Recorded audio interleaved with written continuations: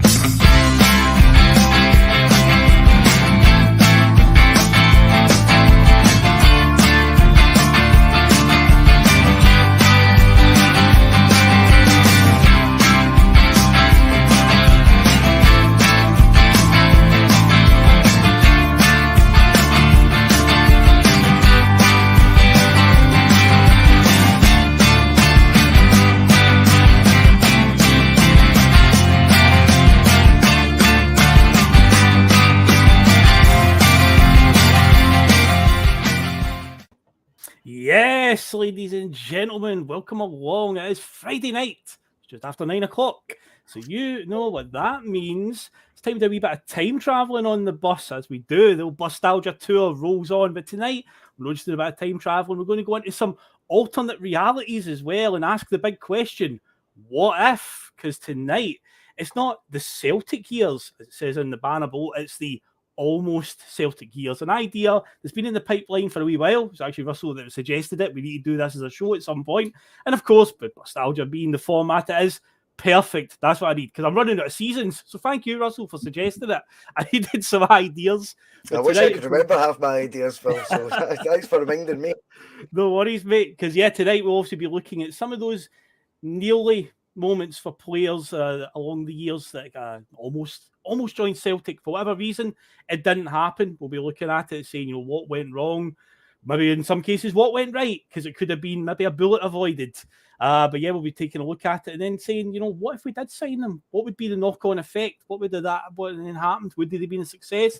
It's all just going to be a lot of speculation and guessing, but we'll have fun doing it along the way. As you can see, folks, I'm joined by 3 other time travellers tonight. Russell Boyce, a normal fixture on the Bustalgia show. How you doing, mate? Very good, Phil. Yes, I've got vague memories of suggesting this could be a show. I would love to say they were much deeper than that, and it was a profound moment, but I think maybe pished after we were on air.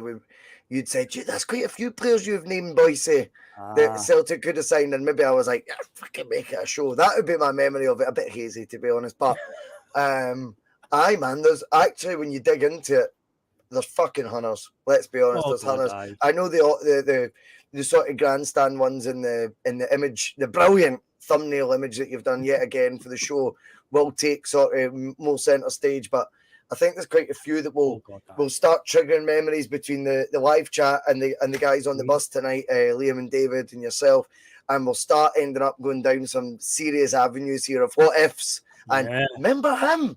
Do you know what I mean? I think there'll be a lot of that tonight. A lot of rabbit holes we're going to be tripping over tonight. And for the love of me in that thumbnail, I still can't figure out how John McGinn does that celebration. I still can't figure out It confuses me. We'll figure it out at some point. Oh, wait. There we go. Well done, David. He's got it. He's got it nailed down. But David, that's me done. I'll catch you that's later, it. lads. Cheers, David. See you later, mate. Thanks for your Best- contributions tonight. Best intro David's made to a show in 3 weeks. That's good, mate. But David, you've not been on Bustalgia in a wee while. Welcome back, mate. How are you doing tonight? You just remember you're in the shop on Monday, boy. So I remember that comment, mate. if I You'll be open up bolder the than show- Maida next time you're in. You come in. If I just open up the show like this next time I'm in, saying nothing with El Hadj Juf beside me, where'd he come from? You'll know I've been scalped. I'm doing good, mate. I'm doing absolutely fine. I mean, I'm taking pelters already for the boys, but it's all good. Monday's just around the corner. Ah, indeed it is. And of course, what would Bustalgia be without the wise man of the bus, Canada's favourite Tim, this man right down here below me. There. Liam Greenlaw, mate. How are you doing, my friend? I'm doing great, man. I like this wise man in the bus patters. We can upgrade that to Obi-Wan Kenobi. Then I think Boyce could be a Luke Piehawker. How's that? You haven't done it that one all week. All about the delivery, Liam. All about the delivery. You would never know that was rehearsed, mate. I'm good, guys. How you doing, David? Phil, Boyce? All right, so Jamming, mate. Jamming, man. Love it on a Friday night. And we're off Let's to just banging set you up start for the because weekend. look who's back in the chat and he's dishing it out, guys. Chunks of my chunks is back in with a £10 donation. Thank you very much, Chunks. Well, Thank I you. think that leads us on, Phil, to tell Chunks where he could put his money and get something back for it. He could indeed. So let's start with that, with all the good stuff. Let's go with the headline event and all the good stuff. Because yes, Wednesday night we officially launched it. Is this? Oh, look at that. Yeah, yes, indeed, there is a buzz around the place. The Boise Buzz. Yep, the new Boise Bus merchandise is out. Obviously, as you can tell, it is modelled on the famous Bumblebee kit with a little bit of a twist on it. It's the 2012-13 kit. The hoops are based on that, but they're changed to obviously the neon yellow and black. We've got David, who's on the show tonight. His Barber is the sponsor. In the middle there, looks absolutely fantastic, especially with the Celtic cross in the background. And again, just to show that we haven't lost our humour, in the bottom corner, it says double down. It doesn't say dry fit. It's got double down. Ridiculous. Yes, indeed. And there's a wee close-up of the badge as well. If you wish to get one, do it now, because if you order now before midnight Sunday, Russell, you can get it for £40. Postage and packaging is... I might extend it. You never know. Okay. You I never tell you know. what. I tell you what. If anybody based in Fife walks into my barbershop with an appointment with me wearing that top, I'll give you 50% on the haircut. How about that? Oh, boom! You can't go wrong with that. Not my prices, you can't. Let's I mean, Francis Carty's. I mean, I think he's a style icon on the Endless Celts. He's a man after my own heart. I think he's the cool dude on that. But fucking hell, is he gullible? I tell you what. What has Mark Kearney started? What has he done? Franny, I'm just gonna let it play out. I'm not even gonna deny anything right now. I'm just gonna play it out, right? And we'll see what happens. But yeah. It's going to be an interesting 11 months in the run up to the next Christmas. Shave the world. We got to shave the world. Mark's called him Boise's Wish. Oh, man. I've got like visions of me like Macaulay Culkin in Home Alone, do you know what I mean? Singing Christmas Tree, something like that. Do you know what I mean? Yeah, Boise's Wish. But yeah, the funding of the shot will definitely go towards the charity single. Let's just roll with that one then. Let's stick to that narrative. Let's go with it. And also on the subject of that, I think so all the good stuff. I might as well get that out of the way just now because yeah, of course, if you're brand new to the bus, then of course hit that subscribe button and then hit the bell to get notifications of when we go live. Obviously, if you're a long-time subscriber, hit that like button. Helps us out massively. Get involved in the comments tonight because tonight's Bustalgia's on one of those open forum ones. So we want to hear your suggestions of players that we missed out on. Good ones, bad ones, somewhere in the middle ones. I've also put a wee poll again at the top of the chat tonight. A couple of suggestions, put Rivaldo on there, Ivan Toney, and obviously John McGinn, who's the centre of the thumbnail. And I put other as well, because there are plenty, as Russell said, of others. And again, just stick them in the comments. We'll try and read out as many as we can. And of course, if you wish to share the link of the Boise Bus, then by all means, please do so. And of course, with our sponsor, up in that corner, there, whatever one it is, I can always get mixed up. But yeah, piesports.com. Also tonight, we put out a video of our very own Steve-O scanning some Pie Sport. Brilliant. Superb. I can't do it justice. You'd have to go and watch it. But yeah, he does do a great job of putting over our sponsor very, very well. And obviously, remind you all, if you go to piesports.com and use the code BUS1888, you'll get 12.5% off your order. Do it now, guys. It's a worthwhile investment. And the thing is, as well, I mean, Steve-O's, I thought that unboxing or whatever the cool terminology is these days, that was brilliant. And that tonight, now, Bustalgia is our third episode of the bus today. Judgment Day was released at 8 a.m. Yeah. Judgment Day 5 came out at 8 a.m. So catch up on that after Bustalgia. Steve-O, Matt, unveiling the Pie Sports challenge that kind of set himself. That was gold. It was absolute gold. It was class. It was good on him, man. That was really good. I enjoyed it. He sent me it last night. I was not in a patronising way. It was like I was beaming with pride watching. I was like, this is just brilliant. Do you know what I mean? And then tonight we've obviously got one of the staples now of the channel in Bustalgia. Phil, what episode is this of Bustalgia?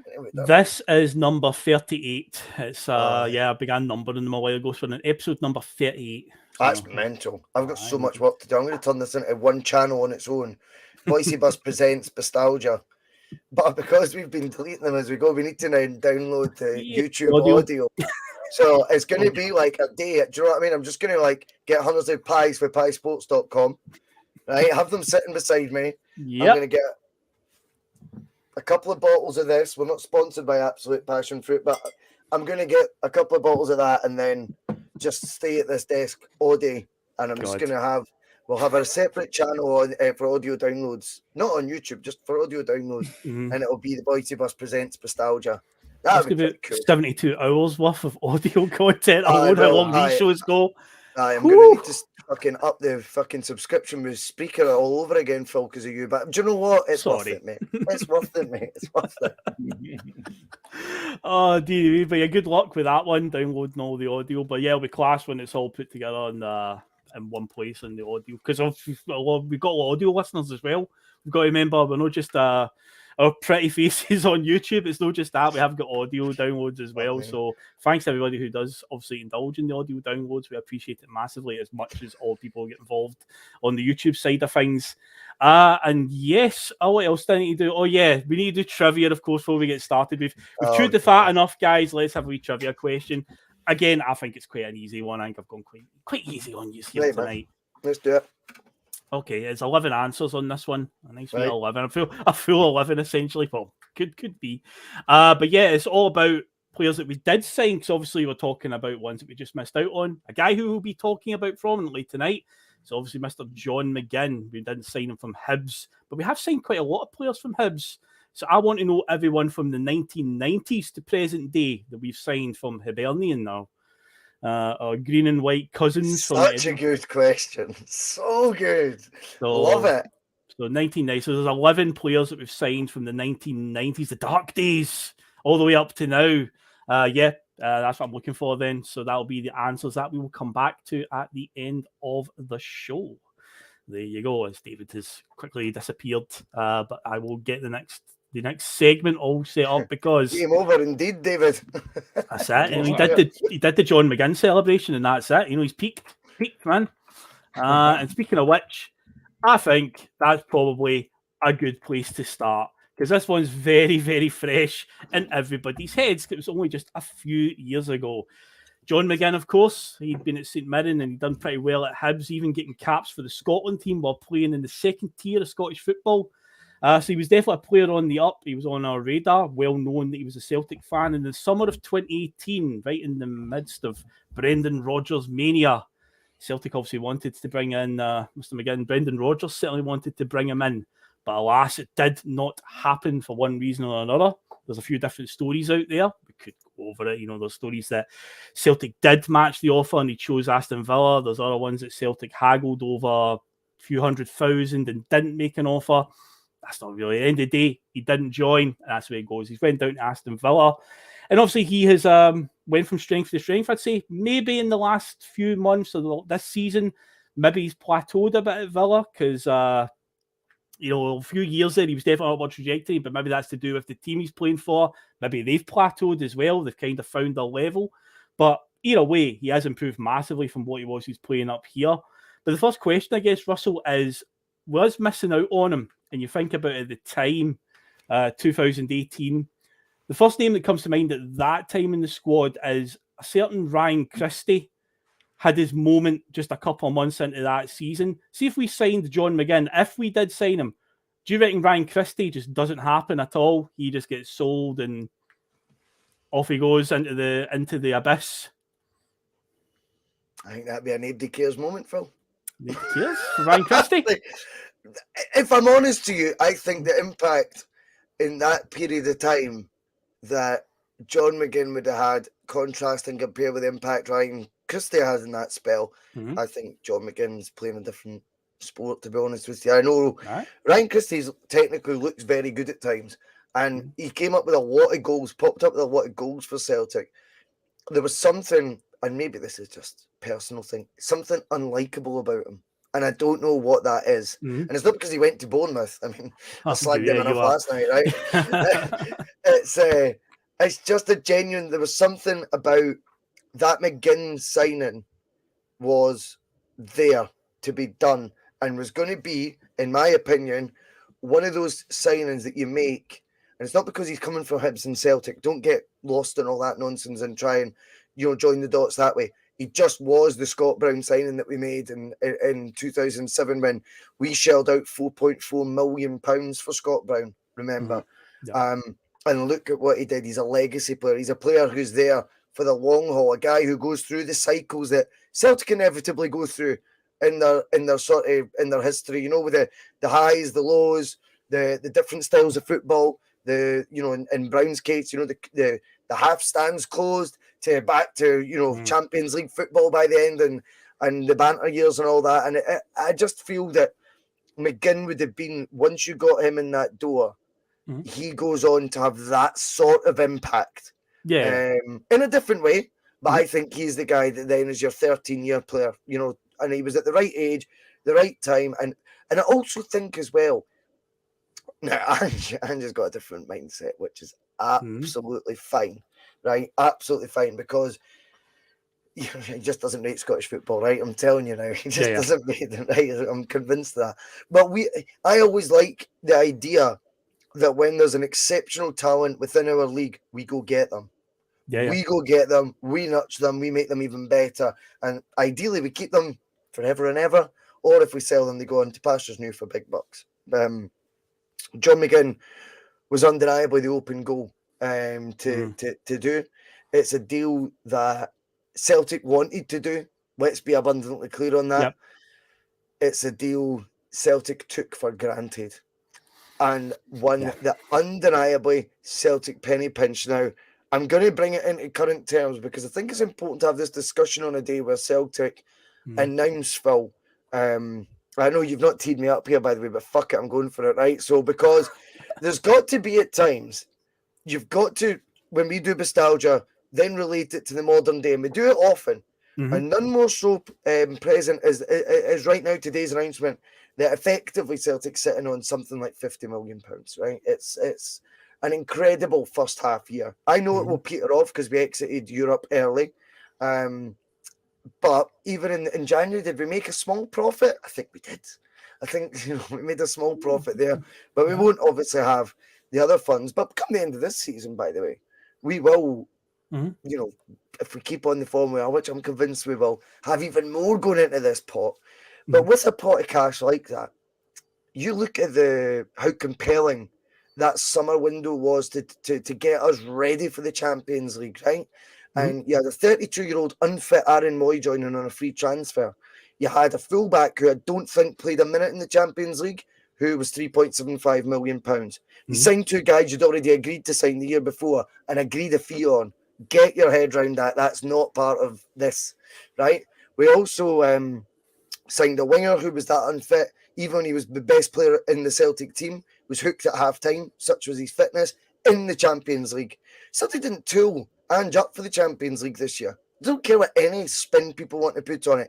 And now the facts are out there.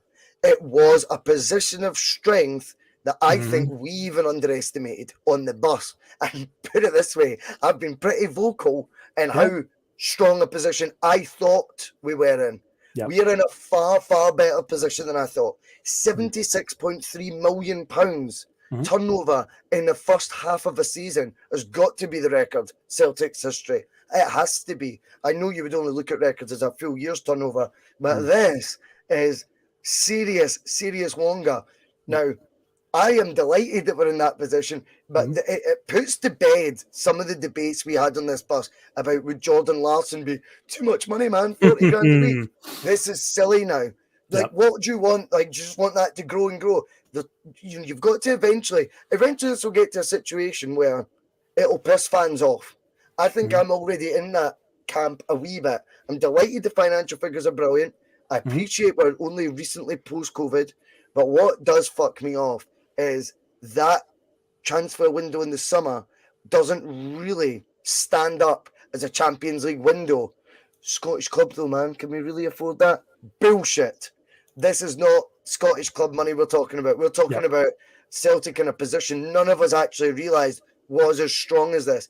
That was they underplayed the Champions League as far as I'm concerned this season. That I am absolutely adamant. And what will the next excuse be? Because it's always, what's the saying? What is it tomorrow? There's a saying, something tomorrow. I can't think. It's like sweeties tomorrow or something, whatever it is.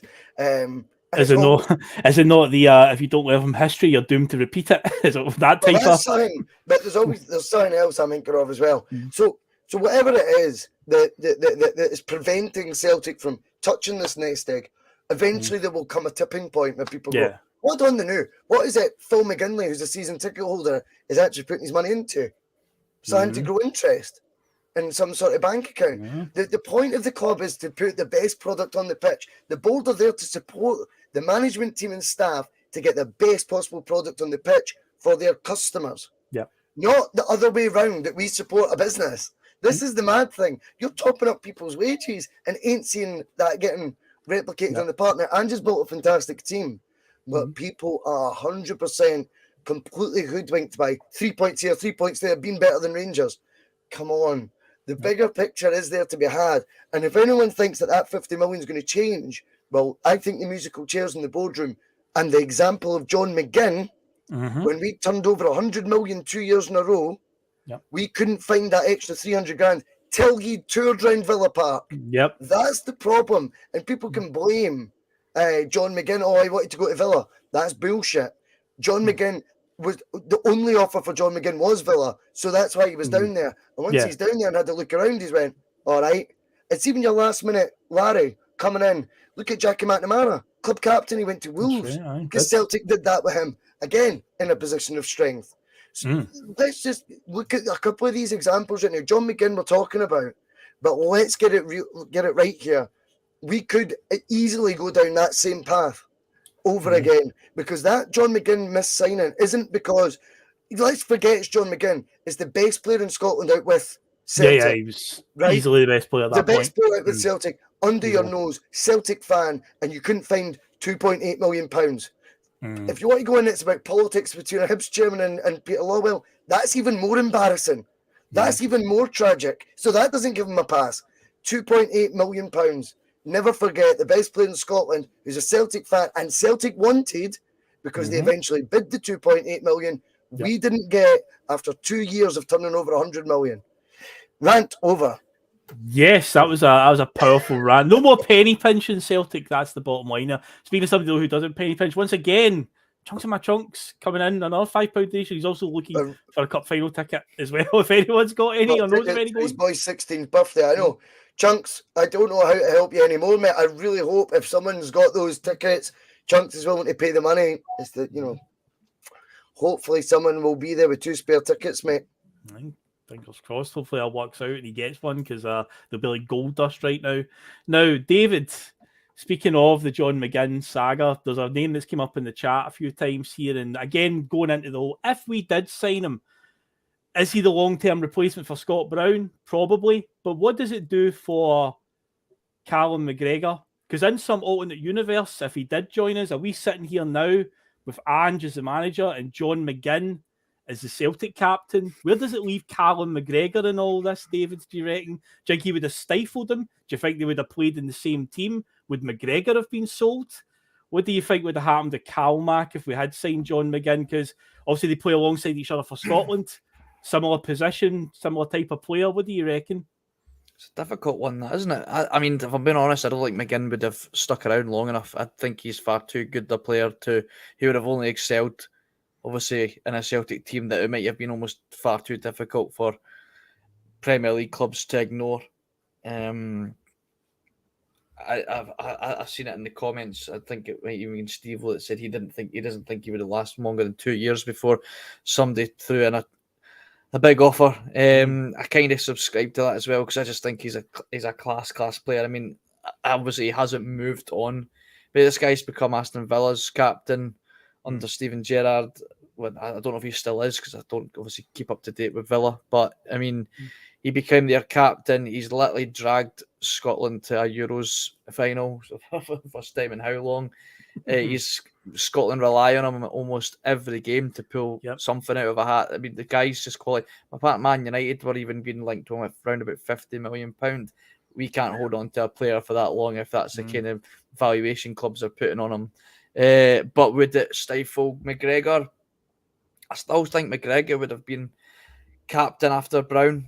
I think the qualities that we've seen of him as a player and a manager has proven that the management team will have surely seen that he's a successor. I imagine Brown would have even probably put McGregor's name in the hat to telling him, look, he's your next captain. Good players can play with good players as well. You can't have enough good players. No, exactly. I don't think McGinn has to go. Yeah, McGinn coming in doesn't put McGregor out. I always said, and we've obviously discussed Christie, but I think if McGinn comes in, the Christie thing doesn't happen. I don't think Christie, quickly on Christie, that boy played for the name on the back of the shirt, not the name on the front of the shirt. And that's evidently clear. That boy, John McGinn, is twice the player that Ryan Christie thinks that he is, right? Let's just put that out there, right? Christie had he arrived on the scene late at Celtic. He had a burst of form. He hit a bit of a purple patch, and he banged in a few goals at that mid-season when he came in mid-season. But he quickly just become far too good in his own head. And the first move away to fucking Bournemouth, Bournemouth, man, Bournemouth off that show. I love it. You can fit their entire stadium in one section of Celtic at the Celtic ground. Come on, but this boy grew up dreaming of the day he'd play for Bournemouth.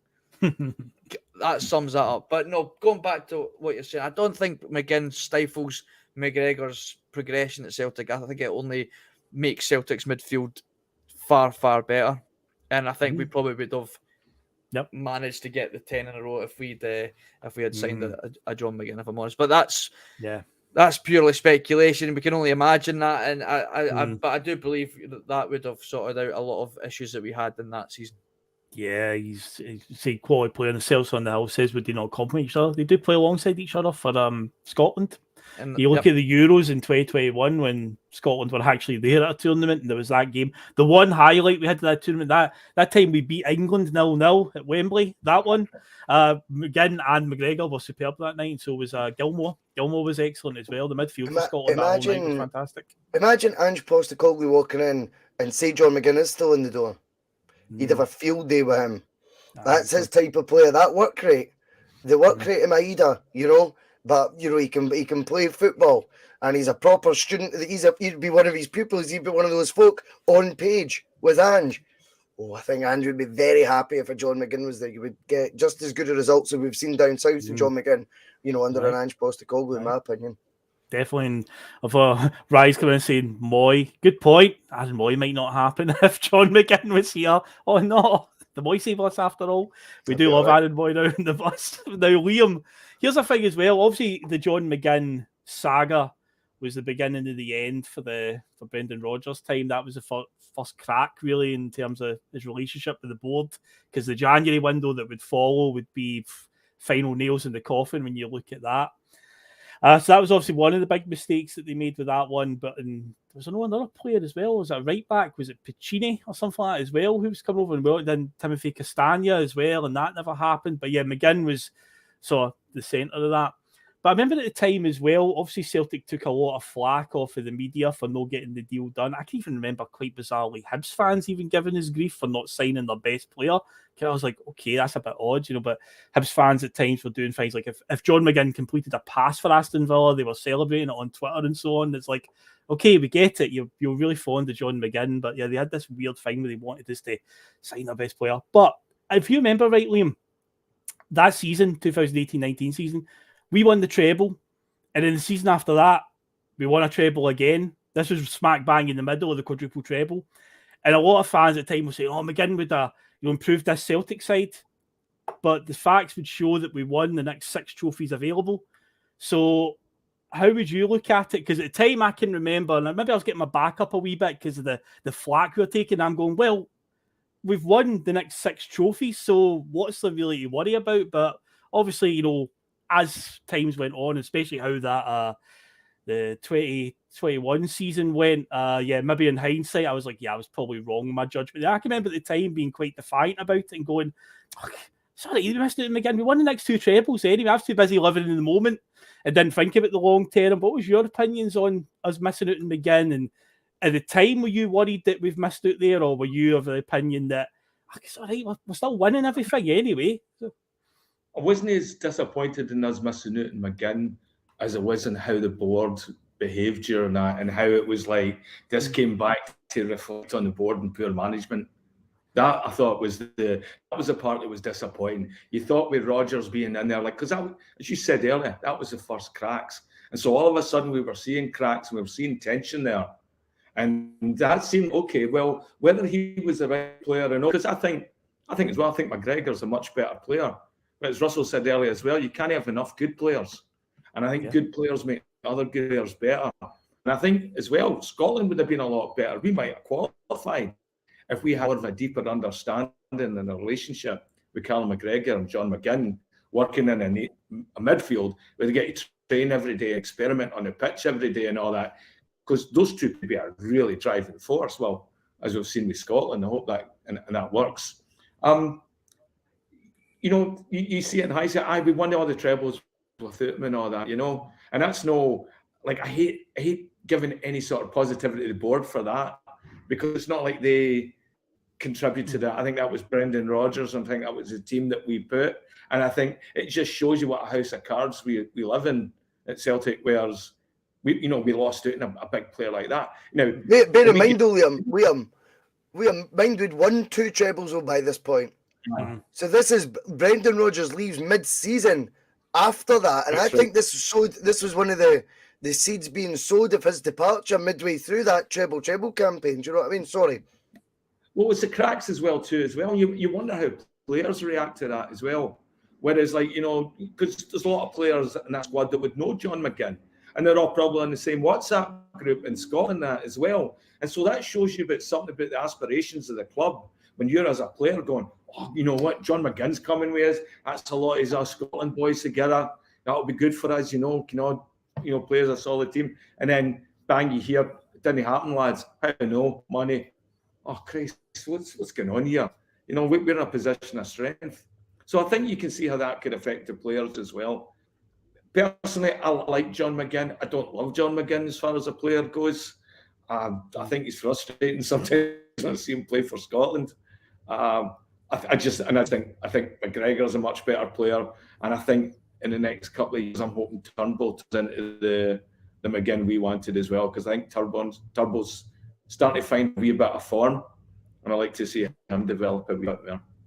I seen Tumble getting a mention of saying again if McGinn had signed, Tumble probably doesn't happen. But again, this is all the sliding doors moments that we're going down tonight. Now, Liam, I've actually got a question from the chat specifically for you. It's been aimed at yourself from Brown Warrior.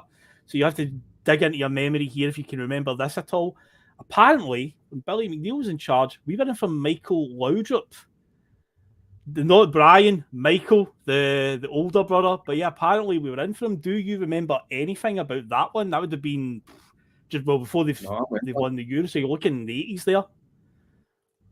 No, I don't remember that, but what an absolute player he was. Michael Laudrup. Yeah, that whole Denmark squad that they won the Euros. That was him and that country towards, and they weren't even supposed to be, as we talked about in the final. They were only in there because Russia pulled it and Denmark went in as a replacement and won it. And I think that was him. And yeah, I'd have loved to have seen him in the hoops. That'd have been something else. You think you would have seen brothers playing against each other? Oh, big time. I've always heard the story that Brian Laudrup wasn't even the best Laudrup in his bunk bed at home. It was Michael. It was the better one because Real Madrid and Barcelona. Is he one of those rare players that went through Real to Barca or Barca to Real? He's in that club, isn't he? He played for both. I don't know if he played for them successively, but yeah, I know he's in that club. Now here's one, Russell, that we're going to talk about, and I'm glad it came up. NM has brought up that I spoke to Stan Collymore a few years back, and he told me that Martin O'Neill tried to get him to come to Celtic, but it just didn't happen due to commitments and need to be filled. Says he wished he had, though, because Stan Collymore, we said we went off last night, we'll talk about this show, he's somebody we need to mention because he is very, very pro-Celtic on his social media accounts. Yep. He's always bigging us up. Now, I actually read up a bit on this, and I found an interview with him, dug away in the whatever corner of the internet I found on, and supposedly the story is, when he did meet Martin O'Neill didn't sign him on the basis that he felt with his emotions and stuff like that. The whole Glasgow, the bubble that is the Glasgow 2 might have been a bit too much for him to cope with but O'Neill did take a chance on him at Leicester. Okay, maybe the pressure wouldn't have been as much at Leicester, but after the whole Ulrika Jonsson thing and stuff, he was getting his career sort of back on track. I remember him scoring quite a few for Leicester. He went to Bradford City when they were in the Premier League, but apparently Martin O'Neill and him did have a conversation early in O'Neill's tenure here, and it could have been Stan Collymore, could have been a Celtic player. I think it was O'Neill signed him for Leicester and got a bit of stick for it. And I think O'Neill did a very funny quip, which I can't quite remember, but it was at the press conference.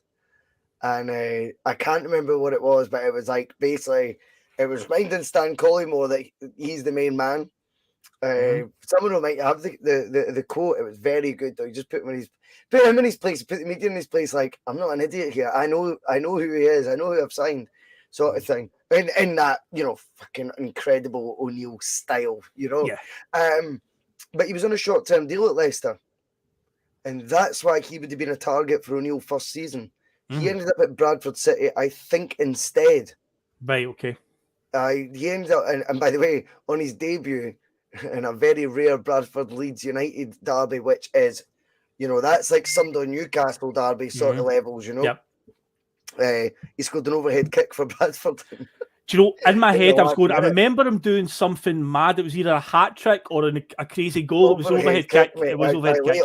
Late on, an overhead kick against Leeds. I mean, it's just mental. I mean, he was one of those players, but you need to remember, was at a point in the stage in his career where at 30-31, of course, Celtic's appealing to you now. Of course, and not because you play for Liverpool and stuff. I don't expect people to always, have dreams of playing for Celtic. But I think obviously when O'Neill's went up there, I dare say Stan thought I'll be a shoo-in. And I just wonder if Stan Collymore likes the narrative that, all the stars didn't align there, or Martin O'Neill was acutely aware, Phil, that he might be a bit too much in the Glasgow bubble with his track record. And I might be very kind to him and say, look, Stan, if the shoe was on the other foot, and if I could have done this, then you'd be here with me, mate, because that's why I took you to Leicester, and maybe saves face a wee bit, because obviously O'Neill took a huge punt taking him to Leicester in the first place. At that point, his reputation was rock bottom. A free transfer at 30 years old. Stan Collymore broke the British transfer record at one point, So this was no mug. So at the peak of his powers, for him to be joining Leicester City on a free tells you he was, his sort of profile was rock bottom. So O'Neill took the punt then. I wonder if he was protecting Stan Collymore feelings a wee bit by saying, look, mate, I would have had you up here, but you don't understand. It's so complicated what's going on right now. And, I think he's maybe dressed it up a wee bit more. No offense, Stan, but I think O'Neill's just played him in a nice way. I think being kind towards him, I think trying to, protect his feelings, but maybe because it was in such close proximity to him joining Leicester, you think that he's had to tell Stan Collymore at this point for him to go to Filbert Street. He's the best striker in the league. So why wouldn't you want the best striker in the English league to go to Scotland? It's a lot of backtracking to do, isn't it? Where particularly Stan's going, I'm only on a short-term deal there. I could join for free. Right. And Neil's like, fuck, he's right. Right, okay, let's rewind this a wee bit. And I think maybe the bit of spiels came out at that point to protect Ur Stanley's feelings. Do you know what I mean? And I wonder how close that would have been. Yeah, it would have been an interesting one if it did happen. And say again, what was this happens to Chris Sutton? And at that time, you're saying it was at the end, just after O'Neill's left, so Collymore's contract ran out there. I'd imagine we still would have went in for Sutton, but again, having a third striker option. But what does that then mean for if Collymore is a success, maybe stays for a couple of years? Does John Hartson happen? These are all the things that you've got to wonder. Looking, down the sort of rabbit hole. But it would have been an interesting one to see because, say, he did have obviously what happened to Ulrika Johnson and so on, and yeah, you're right, he did take Neil did have to put up a bit of flack for the sign of him, but I remember him scoring some decent goals for Leicester. And say for Bradford, it was in my head. I was like, he either scored a hat trick that I can remember, or some insane goal. It was an overhead kick. What we say, Liam, how would you have felt if Stan Collymore had rocked up, given his reputation as well at the time?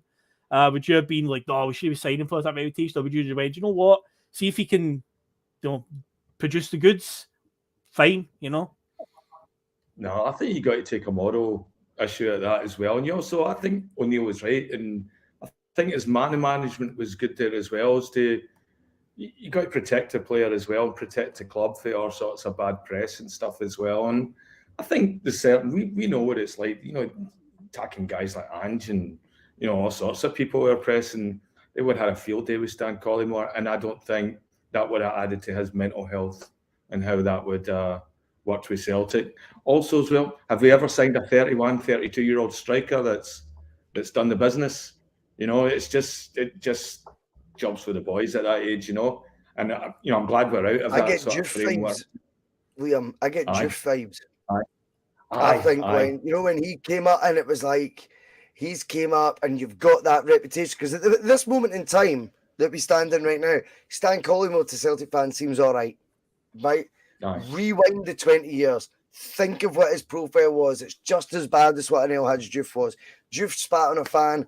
Collymore battled a woman. Stuff like that. Like before you know it, you're in that environment, and he starts becoming the goader himself. I think O'Neill was protecting him, Liam. I'm convinced of that by not signing him in. Yeah, but you're protecting the club as well, and I think you have to look at of course, brand as well, which I think O'Neill at that point was. We were making some very, big inroads with, I think, with Nike and stuff like that, or that was just before we signed with Nike and that. And so you want to be, you want to have as better a direction on your moral compass as you possibly can. And I think for us at the right time, that was the right move, And if all that never happened, great. I like that he speaks really well about him. I just don't really. I don't talk about Stan Collymore, No, that's fair dues.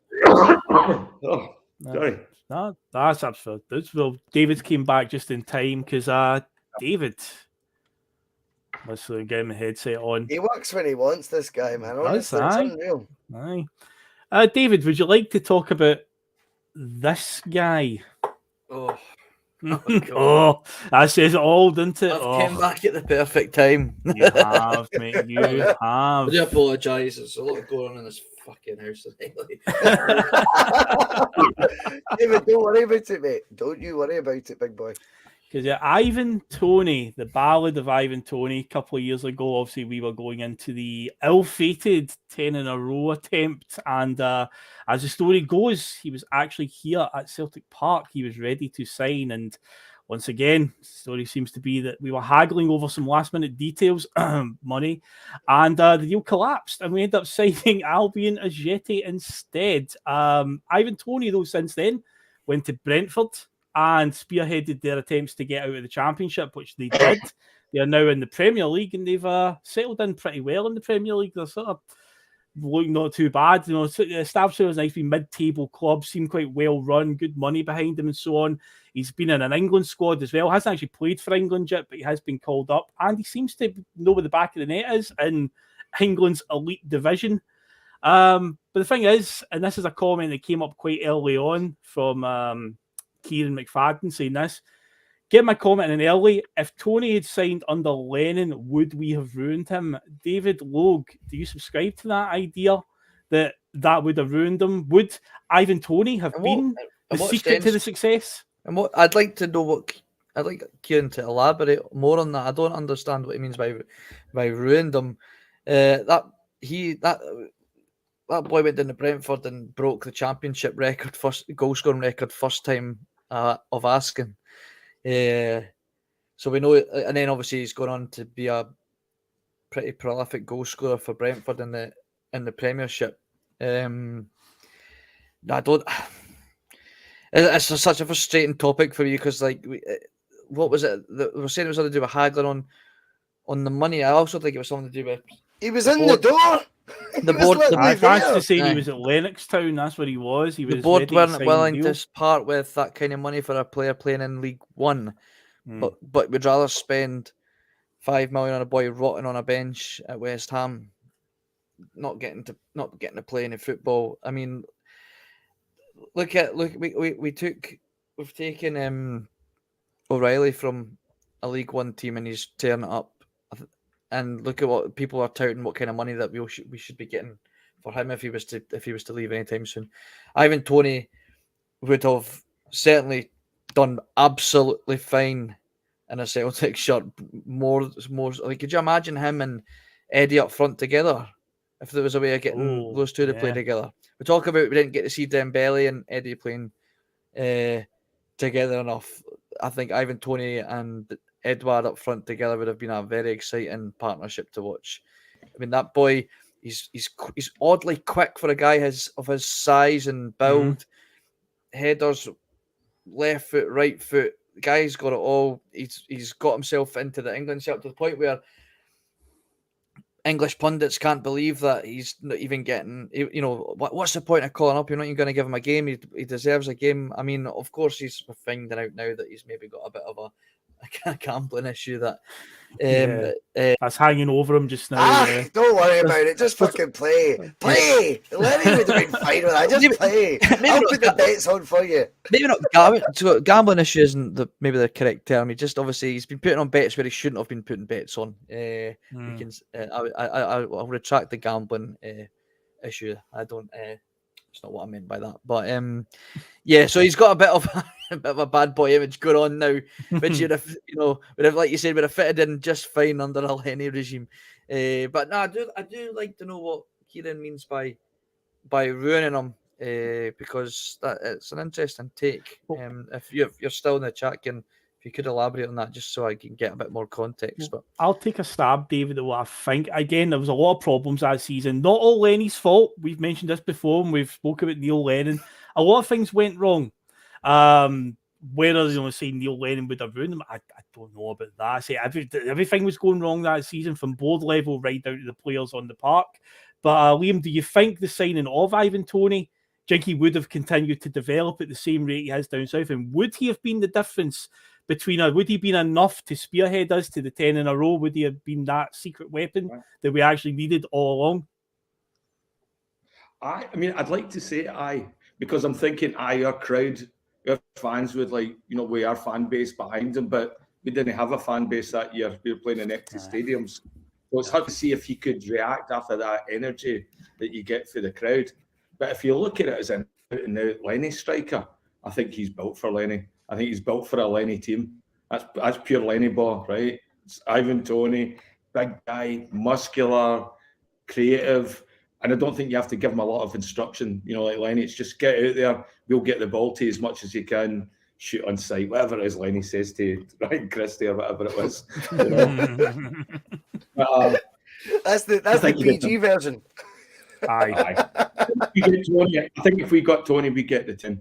I think he could, and I think he would have developed like the way Gary Hooper came up and played with us. Now, going to the betting and the gambling thing and all that, we had a couple of naughty boys in their dressing room, you know, so you could have fallen in with a bad crowd, you know, betting on tonics, how many tonics tea cakes you could eat or something like that, how many you could smuggle on the bench, that sort of thing. Oh, yeah. But I don't know. I always think anybody. I think coming to Celtic gives you an opportunity to become a much better player because our standards are so high and our expectations. We expect a lot from our players, and I think he could have developed and could have been a good player for that. This is the funny thing about all this. The Peterborough chairman at the time, Barry Fry, slagged us off. He actually thought it was funny. He thought, you know, I don't know how they're running.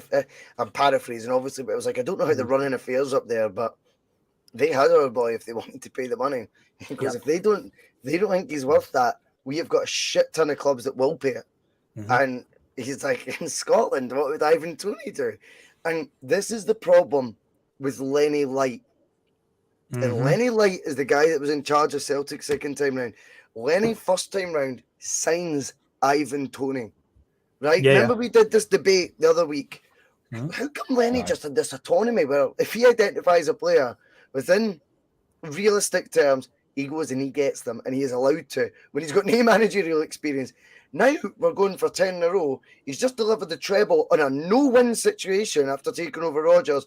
That's a Lenny identified player. Ajeti is not a Lenny production. That is a Celtic production with businessmen making football decisions. And this also, almost in a twisted way, suits all this bullshit narrative that, well, look at Ajeti, look at Barkas, you know, look when we spend money, they might not be good at 5 million. Aye, when some plant pot in a suit is making the call to sign them. Whereas if we'd spent £6.5 million, or whatever it was, £6 million on Ivan Toney, then that's a football guy's decision, i.e. Neil Lennon's decision, right? He makes that sort of call, and you see the results, and they all pay off on the park for us, and then the sell-on goes nuts. But this is where people forget it. The board decided they weren't going to do that deal based on money. He was as Frank Carty says, he was in the door. He was there. Did not play under Strachan as well? Did Strachan get to Gavin Strachan was a coach at Peterborough, yep. So you even had first-hand information on the guy, all downloaded on that laptop, all recorded, all there. Aye. You brought Gavin Strachan up as you almost forced Gavin Strachan on Neil Lennon to help him secure the 10. You're not willing to take the guy's advice on a player that he's witnessed firsthand. But they'll take their own advice, David. They'll take their own fucking advice and go, well, rather than 6 million on Toney, we'll spend 5 on a Yeti because, well, he must be good. He went to West Ham last summer for 9 million. So that's it's like that you just know they're what's it called, pinning the tail on the donkey. That's what they're doing, and it's bullshit. And the honest truth, this is where I take issue with Lennon. Fucking find your bollocks again, mate. Like, get your own backroom staff. We've discussed that as a separate show thing. But I also think it spreads into then, did you want him? Did you want a Yeti, Lenny? Well, no, but it was the best that was offered to me. No, he wasn't. The best that was that was there to be got at was in. And Lenny, before, he felt he'd won a watch being Celtic manager second time. Yep. Lenny first time and goes, he's fucking here. Sign him. Sign him right now. And by the way, again, this is the other thing. Guys like Neil Lennon would have been so aware that if we don't sign him, he is going to the Championship, potentially the Premier League. I know this because folk are telling me that, you've won a watch there if you can get him up to Scotland, you know? And nothing was enough to convince the board to part with a further £1 million than what they did for an Albion Ajeti, who undeniably was offered to Neil Lennon, offered as a suggestion. You know, not as that's the guy he's identified. Tony's the guy that Lennon identified.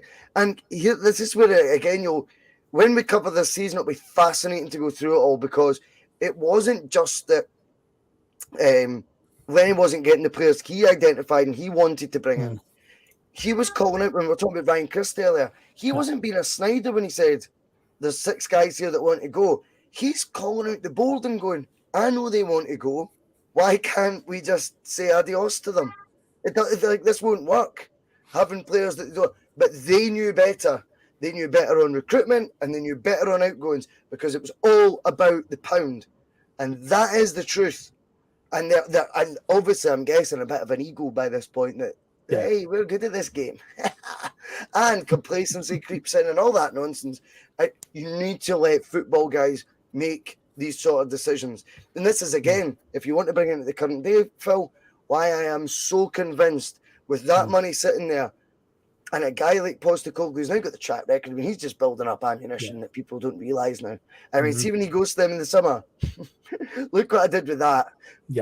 You've got to publicly release how much money you've got, so I know what you've got. Your hand is showing. It's there. Yes. I want that. And by the way, anyone who thinks he'll just keep going for £1 million and £2 million players because he's just my big jolly grandpa in a jumper and he loves us all so much, fuck off. This is ruthless elite management now we're talking about, right? Pep Guardiola knows he's acutely aware, shall we say, of how much money his chairman's got. He signs right backs that'll be in the reserve for 50 million quid.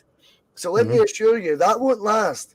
This Ange, signing players at this value, they can't make the mistakes like they did with Lenny over the Ivan Toney one. And it also goes back to, do you know what?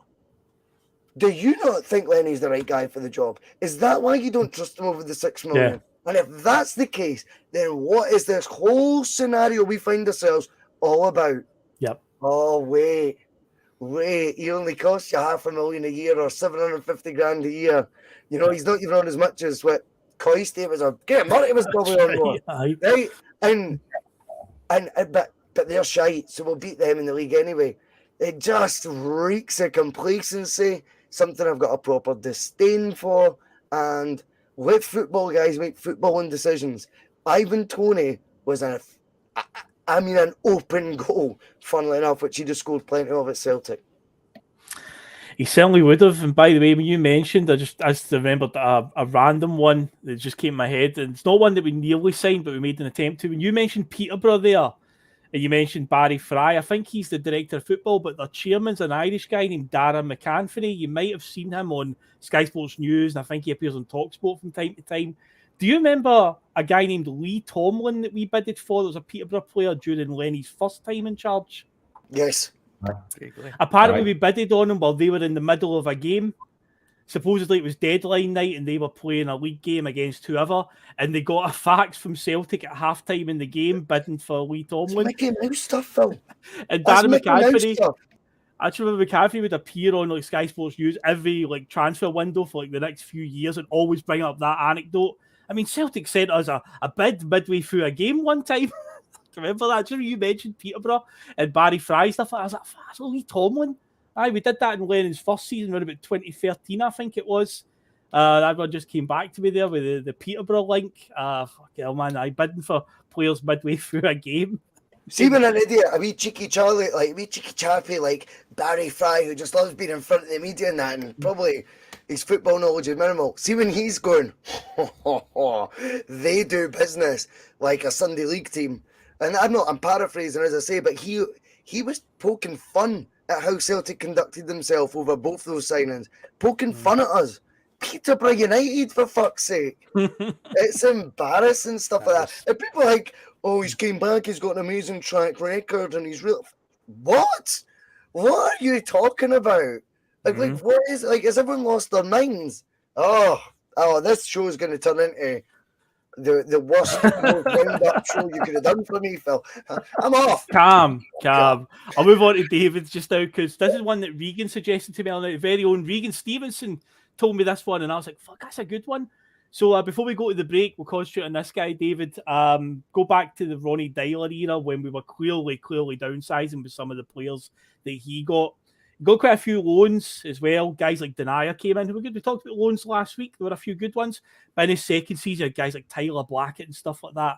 But do you remember on the strong rumour that he was looking back to his old club in Norway? There was a young protege coming through that we were strongly linked with, and it was this guy, Martin Odegaard. So he had to make do with signings like Carlton Cole, and here's Colin Kazim Richards. Oh, here, just take Tyler Blackett.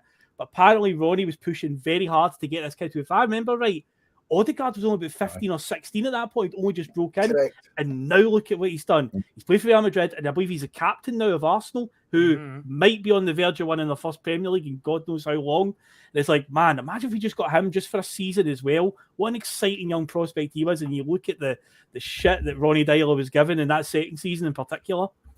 Right, well, we've been taking these and looking at the modern day, right? If we signed Martin Odegaard back then, he'd have been playing for the B team the way that we operate. Probably would have. We've signed this boy, he's a cracking player. Apparently Real Madrid are interested in him. He's only 15. He'll be good for his career. He'll be perfect for the B team. That's the reality of it. We've sat here and discussed how we couldn't get the board to sign an Ivan Toney upcoming, 21, 22-year-old, whatever he is, like banging the goals. Could you imagine trying to convince the board, listen, I've got a 15-year-old, it's about to turn 16, he'll rip it up here. No chance. Like, it's just not going to happen. And then, obviously, he goes off to Real Madrid, and they signed him pretty much, that window, or maybe the window after that? Not far after that, yeah. Or probably... Again, did that not tell you there was a wee bit of them going, we don't actually rate you as a manager. We know better than you. Like, we're the Celtic board. Like, you're lucky you've got the job, Ronnie. Like, so thanks for the recommendation, but you're going to go with our recommendations instead. Here's Tyler Blackett. Do you know what I mean? You're Sidey Yanko. Sidey Yanko. Bring in Colin Kazim Richards, Carlton Cole. Like, the most known Ronnie players ever. But it's all because, really, we don't actually think you're that good either, Ronnie. It's just bullshit. But you're the guy who's going to get hung, drawn, and quartered, not us. Because we just leave you hung out to dry because we don't get the guys you identify. We won't support you in the transfer window. But we'll tell everyone, oh, well, he's the guy in position. You've got to make the most of it. Fucking nonsense, mate. So corrupt. That's shocking. It would have been interesting to see if Odegaard did come in. Would he have ended up in the career path that he's ended up on and fulfilled the potential that they kind of didn't get out of him at Real Madrid, or would he have been our Karamoko Dembele and just playing some Diddy French team? Stop it! I think the John McGinn and Callum McGregor conversation takes a different turn if Mr. Odegaard had joined the party at 16. But the question is, like I said, would he have been given the chance? I just don't think he would have. With Ronnie, though, this is the thing. Ronnie was the guy who wanted to sign. Ronnie was going, Cal Mack, he's a player. I like him. He liked Kieran Tierney. That's true. Skip the reserves, Kieran. You're too good. Yeah. I think he's the one who would have. You're right there. That's true. He'd had to with the courage of his convictions as well, because you would have shelled out £5 million on a 16-year-old. Fucking got a better player, mate, because Peter Lawwell's breathing down my neck right now, going, bonus. And Liam, you've got to think it this way as well. That season in particular, we still had a free hit because they were still wallowing down in the lower division. So it would have been a chance to give this boy a full run in the team if he did bring him in, even if he is young. But it doesn't matter about age. If you're good enough, and Ronnie believed in this boy because he knew him from working at Storm God Set, and I say, bloody Real Madrid ended up signing him not long after. It's like, man, regardless. I take David's point, though. Was his dad? No, I think his dad was pals with Ronnie as well. What's that? Lead the comment, pal. Our attitude of don't double down, back down. I know. I think we should have signed him. He was very much on my radar as well. His dad was pals with Ronnie.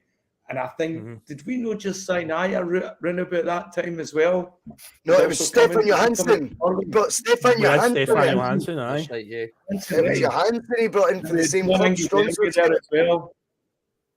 I think he would have fit right in. We always had good luck with Scandinavian players, and I think the way he looks at Tierney, if you're good enough, you're old enough. I would have loved to see him play with us. But honestly, going to Real Madrid, I mean, it's not like he went to Peterborough. You know, it wasn't the same window. This is the thing, Liam. This is something that we've got the first dibs on. This is the one Ronnie Dyle's going, I'm like a dad to this guy. I gave him his debut at 15. I've came to Celtic. He'll follow. He's £5 million, and you're going to have one of the world's best midfielders. Ronnie, we like you. No, you don't. You wanted me to be assistant manager. No, Ronnie, no, we do like you. We do like you, Ronnie. You don't like me, do you? What about the other lads? Yeah, Hansen, he's $2 million. He's got a couple of caps for the international team. Bring him in. We'll let you do that. And it's just, trust me, I think if Odegaard at that age, if you're a parent, for example, not that I am a parent, fucking God forbid. But if I was, right, yeah, I'd be going, go with the coach that gave you your debut. And he's look at Celtic. Look, that's the step. That's the next step. That makes sense. That's transitional. That's perfect for you. You'll get the fair game time, and you know who you're working under. You know what I mean? Like, it was there to be done. Everyone, oh, come on. Of course it was there to be done, that deal. Aye. It's another one that was a custard pie to Ronnie. Do you know what I mean? Just, we like you, but actually, if you look at what we do in the transfer market, actions speak louder than the words. You know, and I think it's oh God, what a big brother he'd have in Bruni playing beside him as well, right? You got all that protection. Exactly, mate. Brilliant. And I think players like that make guys like Scott Brown better players as well. Brown's game picked up when he had wee Tierney on his side him and McGregor, to be an influence with young boys. I think it was. What about the other way? What about the other way, Liam? What about the other way around? When you look at a Van Dijk, do you not think Scott Brown's definitely instilled something in him that definitely didn't have when he joined? For all the ability in the world, I bet you Bruni's one of the biggest influences on his career from the mental point of view. I'm not saying keep you up your records of that. I'm talking about, oh, fucking hell, I didn't realise football was this serious. I didn't realise it was life or death. Add that to Odegaard's game. Of course, he would have had that influence. Again, I'm taking over here. Sorry, It's all right. You're really amped up about it. I understand, though. It's frustrating when you look back. You're like, God, we could have had these. Because look at the career Odegaard had. See, Real Madrid picked him up. They loaned him out to Real Sociedad, who were also in La Liga. It wasn't like they sent him down to the third tier of Spanish football to bulk him up a wee bit. No, they sent him to another La Liga team. So it just shows you again, they had the faith in him. He did well at Sociedad, had a spell back at Real Madrid, and now he's Arsenal's captain. So they're heading towards the title. So could be a very good finish to the season for Mr. Odegaard. And then once again, chunks of my chunks crown with another donation. What a guy. What a guy. Of course. And it's to do with Bob's. Bob's infatuation with his dog's lipstick. That's all I'm reading of it. Yeah, draw your own conclusions on that, folks. So we will put in a wee musical break just now. We'll be back in about 2 minutes and continue on this rather going down more rabbit holes and getting angry about players that we missed out on. Rightfully so, because there's a lot of good ones still to come. There's still a lot of good ones to come. It's all right, mate. Right, we're back in 2 minutes, folks. When you've all that stuff at the start, they won't be playing Tina Turner on the coach on the way home, will they? Some of his comments about me deliberately trying to cause controversy. Well, I work in the media now, and you've got someone sitting there next to you who's an embarrassment to the media profession. He's an apologist. He's a charlatan. He's a Rangers puppet. He's a cheerleader. That's what he is.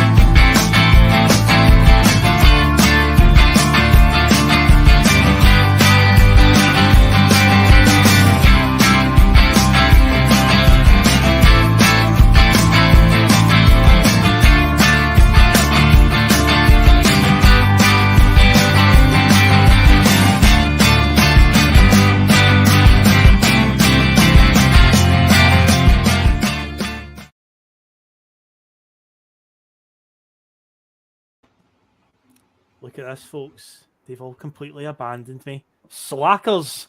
Oh, there's Liam back. Good stuff. Welcome back, wise man. Welcome back. David and Russell, their timekeeping's not as good as you, mate. But yeah, it's been an action-packed show so far. So in the second half, yeah, we've got plenty more to come as well. And we might not just be looking at players, maybe a couple of manager names thrown in there as well. We'll get to that later on. So let's go on to the next section. Let's talk about, and of course, on the show or on the channel, we have obviously got Judge Kearney, and obviously a judge presides over a trial. So let's talk about trials, but not in the court. Oh no, on the football pitch, because Celtic are partial to giving a player a trial. I agree there was a period where we did give a lot of players trials and nothing would ever come of it. Then there's other times where we have offered certain players a trial, and quite rightly, they were insulted by the very idea. Russell, you know where I'm going with this one. You know what I'm going to say. Yes. Rivaldo. Discuss. Baffling. I think maybe the one of the signs of things to come. Whatever people want to say about Rivaldo would never have came to us. Well, he went to Olympiacos. He spent 4 years there, became their captain, I think one of their all-time top scorers, which is mad. I think this was a guy very, very much up for a new challenge. And I think it was something that there was a responsibility on the club to provide a bit of romance and to grab a headline and to get whoever it is that's going to fill the king's shoes. Because whether you can fill the king's shoes or not, we're all going to judge whoever's getting that number 7 jersey. Now, and it's like sometimes I just think in life as a supporter, you deserve a wee bit back, a wee bit of spectacular news, something that goes, oh wow, fucking hell, I'll be at the ground. Like, you were for Robbie Keane, Phil, like you were saying, do you know what I mean, last week? Like, Rivaldo comes in and suddenly it's like, what? How close is it to happening? We'll never know. The trial stuff, I mean, it's utterly bizarre. I think at the time as well, this is what I love. That's what I love, because we've been discussing, how the media, pin it on, the board, pin it on the management team and stuff. See, if you remember at that time, Phil, the narrative was O'Neill wants to trial Rivaldo, before he sees him. And it was O'Neill who was already almost becoming this dinosaur sort of guy who just like Blood and Thunder players, and he needs to see Rivaldo in the flesh. I ain't that convinced that's what happened. I don't think Celtic made a contract offer to a player that was contract offerable. As far-fetched as it may seem, I think when you look at him joining Olympiacos, how many Champions League campaigns did he have had to him with them in those 4 years? Not that much. How do Olympiacos have a wage bracket that breaches Celtics at that moment in time? They don't. Rivaldo was there to be taken, I think. Not because we would necessarily win that discussion. He might go, I came up for the interview, Baltic, meant to be July, it's freezing, right? Fuck that. That's fine. Yep. I don't think Celtic pushed that one at all, but definitely there was a chance. And that would have been the tonic for Henrik Larsson. That's the tonic for his departure. And suddenly, by the way, the fans, it's a free transfer, right? Aye. Suddenly with the cost, the wages you were already spending on Henrik, is just carry on spending them, but for a guy a year younger with an actual bigger world reputation, right? And suddenly Rivaldo mania kicks in, the shirt sales go through the roof. Let us dream sometime. Like, I didn't mean like, let us dream, right? And all that. But like, I want to be able to have like stories, fantasy stories where I go, mind the day Rivaldo signed for Celtic. Yep. There has to be moments like that in your support of a club. I think football fans these days are like, what about the economics of that? What about the, fuck the economics? Do you think he would fit into the structure of what Martin O'Neill was trying to do at that time? Everyone's analysing things a wee bit too much. We can't pay him any more than the captain. That's what I've seen. Yeah, I've seen that one. Pay the captain more then. Is Rivaldo actually better than Neil Lennon when you look at it pound for pound? Neil Lennon in midfield knows the league. Rivaldo doesn't know what he's coming in. Shut up. Get Rivaldo in. Give him the number 7 and get everyone kicking their pants. You know what I mean? It would just have been box office. And by the way, if folk think it would have been a flash in the pan thing, I think the fact he was 4 years at Olympiacos, made captain, and one of their record scorers of all time tells you whatever his next project was going to be, he was going to take seriously. If he got it in the Greek League, he would have done absolutely fine here. It would have been brilliant. And the dedication he's shown to it. Yep. Was that Liam? Russell, see when you get suits in the boardroom, that's one of the casualties is the romance of the club. That they don't think about, like, you know, us as fans of what that would be like, you know, following up a season with Arsenal with a number 7 on your back, Rivaldo. You know, I used to work with a lot of Brazilians here, so I used to go and watch Brazil football games. Do you know how gallus it would be to walk into a Brazil game with a yellow Celtic shirt, 7, Rivaldo on the back? Oh, yes. Now you're talking. That's romance. That's the stuff you follow football teams for. You want those moments where it's like, so right. This is Glasgow Celtic, my team. You know, it's like, all right, getting some bookers on it. This is it, though. But but you're so right, though. When are we going to be allowed? I honestly feel it's been a masterclass for this board, David, right? That in the last 15 years, we're conditioned to think, no, but David, you can't do that. No, David, sit down. We can't do these things. We're not capable of doing these things. You've got 50 million in the bank. Don't pay attention to the 50 million in the bank. You've just paid him less than 45 grand a week. I know, but don't pay attention. Henrik was actually too expensive for Celtic. We didn't get value for money on Henrik Larsson. I can hear this shit being played, by the way. Henrik Larsson. He was actually an expense that he was a bit too costly for the club when you look back at that time. I wait and run up my ribs because that is nonsense. Rivaldo would have came in on the same 45 grand a week Henrik was, minds would have been blown. There would have been more folk in that stand than there was for Brendan Rodgers being announced. The shirt sales would have went through the roof. And by the way, we'd probably won a few even more trophies. Yeah, there's almost such a thing as a smart fan, almost. And what I mean by that is they think they know more than the casual fan. If you like, you know, a fan, you're supposed to be able to only really give a shit about what's happening on the field, whereas now we've become conditioned to worry about what's happening in the boardroom, what's happening at the bank, what's happening on the bits of paper. Right. That's not for us to worry about too much. See when somebody's like, we made 3 million the day on that transfer. I never made fuck all, mate. I'm not like, I never made none. Like, I've just lost one of my favourite players for fuck all. That's what I'm David, I remember the spreadsheet cup that we won in January. I've got that in the It was a great competition, David, and it'll take you back to the great years where we won the spreadsheet cup. Every January 31st, you know, year on year. David, you were there. You were celebrating with your wee paper clips and your stapler. Get to fuck! Do you know what I mean? Make me happy and make us, let us dream. It's a romance. That's it. Fans, we that's all we're meant to be really caring about the most is what we can see. Is that Jono? Is that that was a good impression of Jono, to be fair. It turns out when you're being a wee smarmy, you know, you sound like Jono.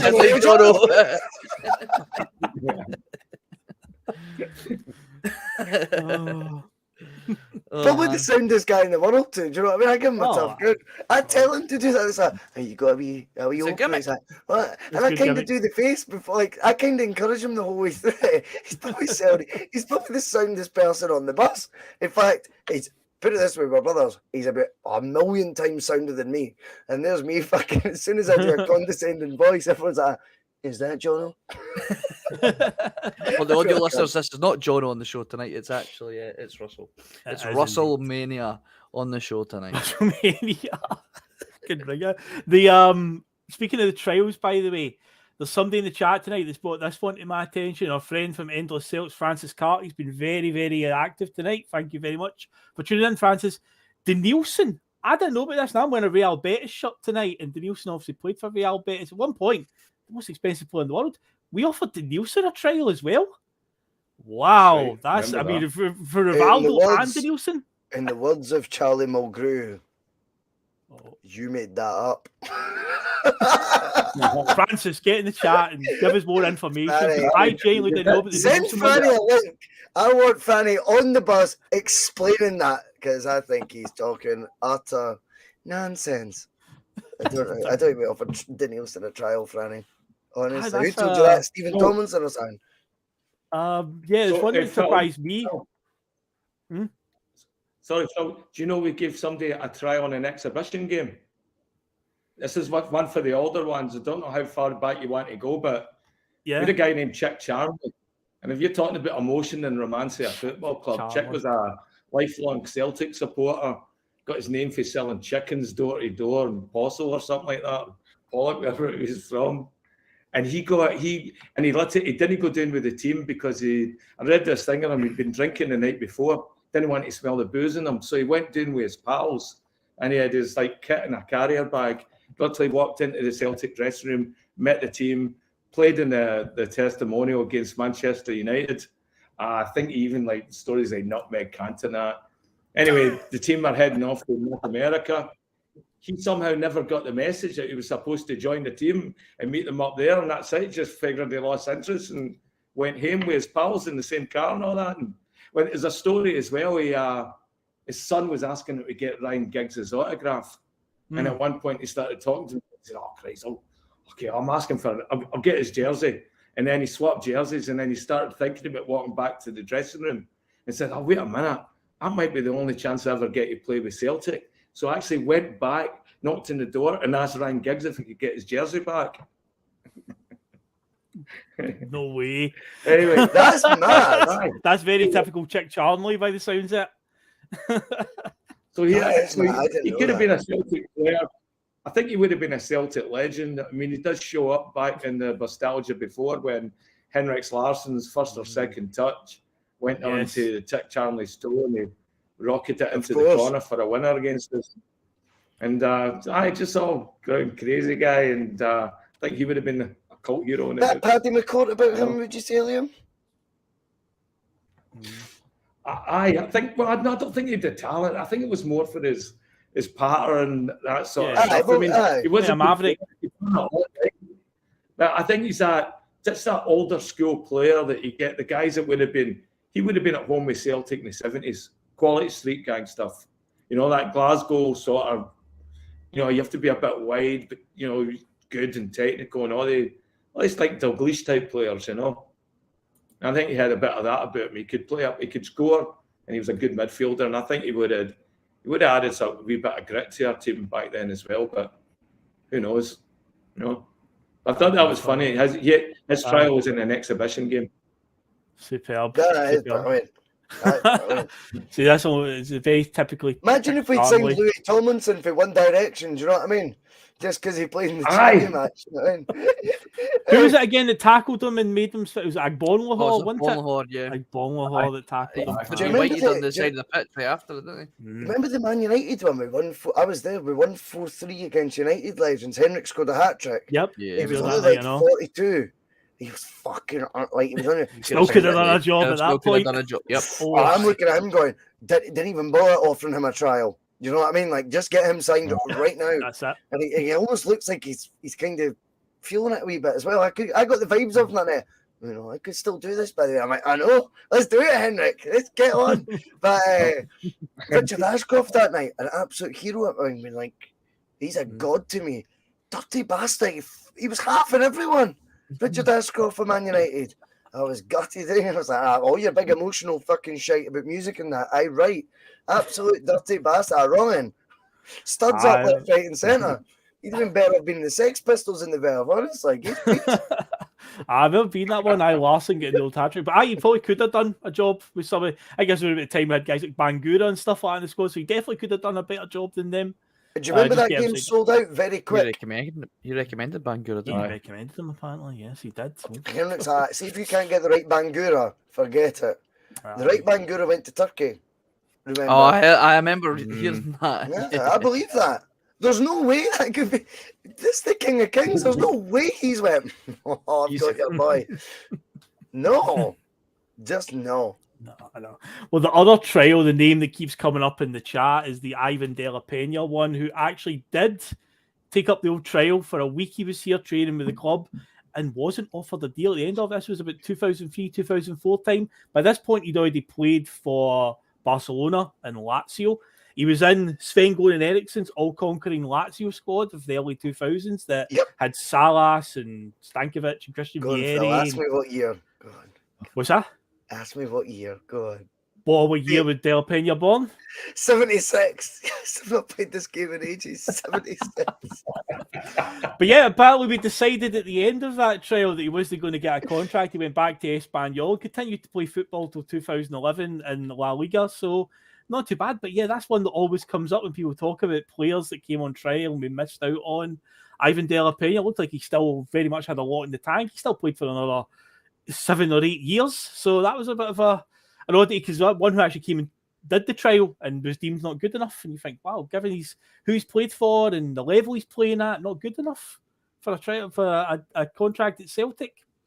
But interesting one that, would have been a good one to see. But he's a name that always comes up, old Ivan De La Pena, when people talk about the players that we brought in on trial or offered trials to. But yeah, the Rivaldo one in particular is one that sticks in my craw, because I remember so well Henrik Larsson obviously leaving. It would have been the perfect one instead of getting Henri Camara in.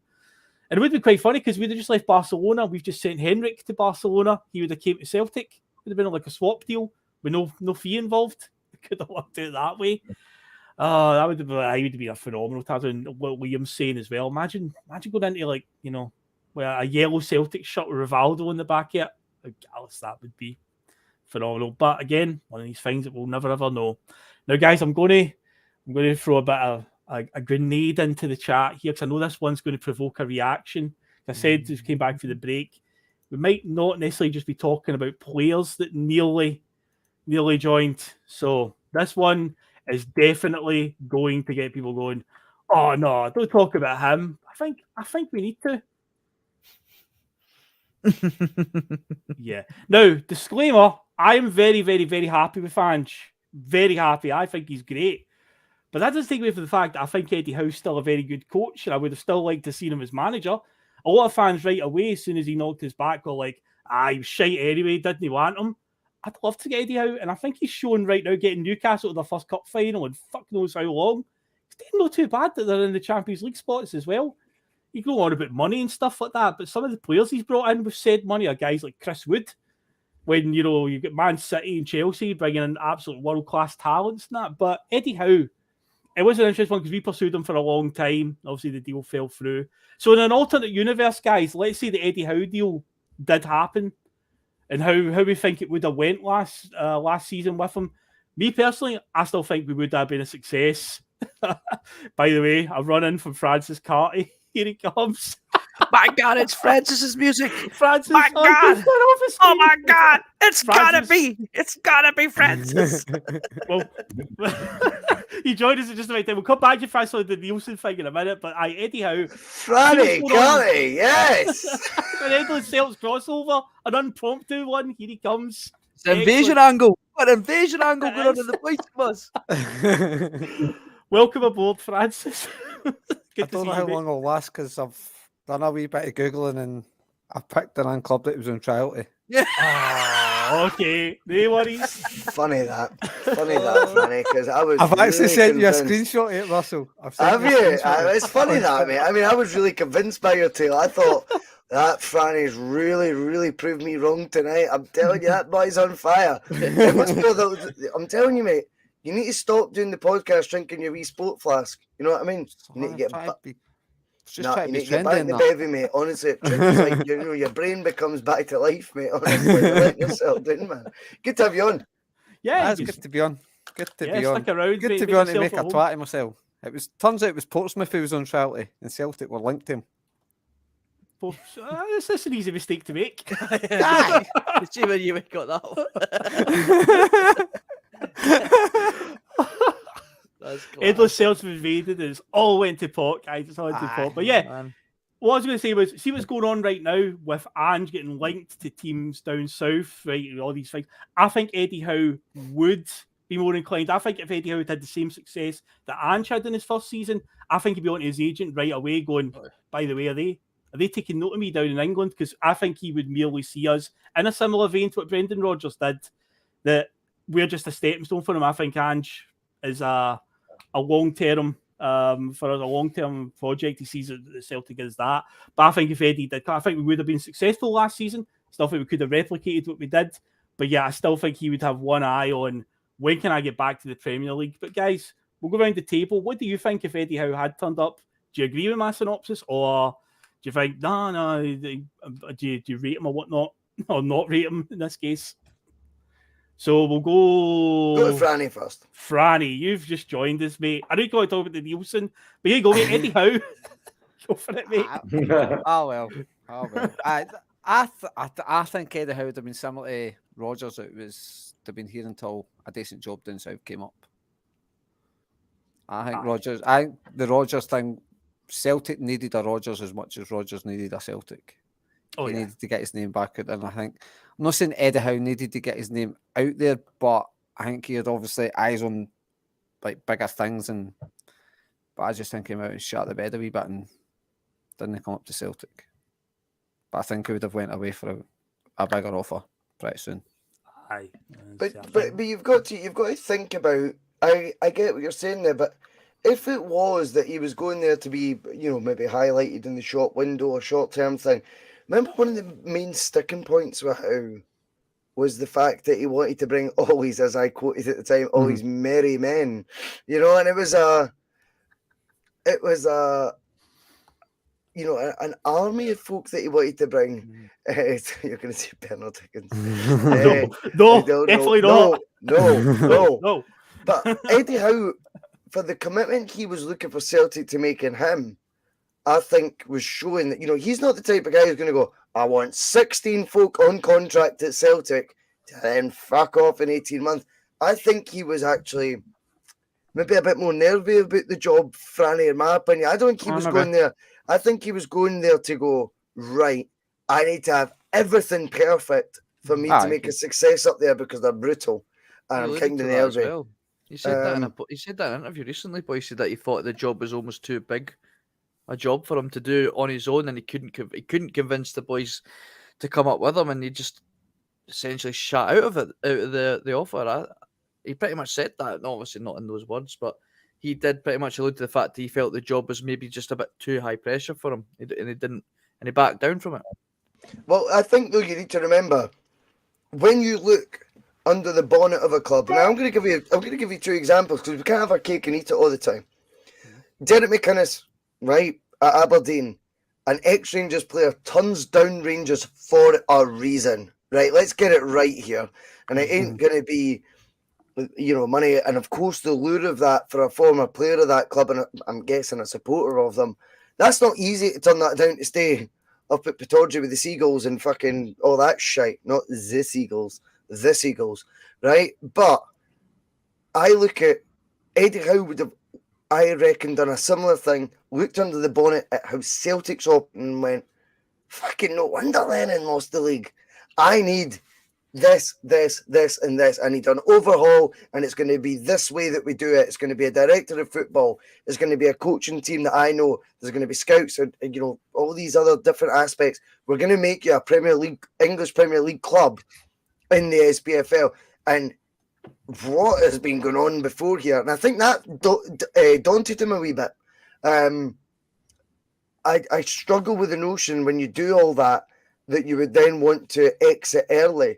I think all Eddie Howe knew was long-term projects at that point, and I think the reason he wanted so many folk was, well, I'm committing for a long time here. I need the right guys around me. And by the way, I swear to God, see you with a smug grin, with a fake tan. Don't even bother showing me that list of players again you thought was a future for Celtic. What do you mean, Eddie? It was just a suggestion. Fuck off. Right, this is why I need a guy who's upstairs having the voice in that boardroom, because I've got stuff to do in the training ground. I wonder that Eddie Howe looked at Celtic the same way he's probably looked at the Bournemouth job and went, for us to do well here, we're going to need everything on like on the same, singing for the same spreadsheet as Charlie Nicholas would say, you know. And we need plenty of them. I reckon how if he'd signed on the line for Annie, I would disagree. I think he would have been there for a longer period of time, because the reasons he didn't join, I think, suggested to me that, you know, you could go up there, win the league, and he could. But that's not, you know, you don't need 20 folk behind you, or 15 folk, all his merry men, if that's the case. Do you think he's a shite bag too? Probably. It seems in the chat, I said I knew it'd be quite a divisive one to throw his name in there. He's like a grenade. A lot of people are like, shite bag and whatnot. See, just a wee bit of fun we'll have with Alternate Universe. See, I'm still the opinion. I think he would have done fine last season. We did a bit of success, but I think he would definitely have one eye on how quickly can I get back down to England. Meanwhile, Ange, I think, is just like, I'm not interested in going to Leeds. But anyway.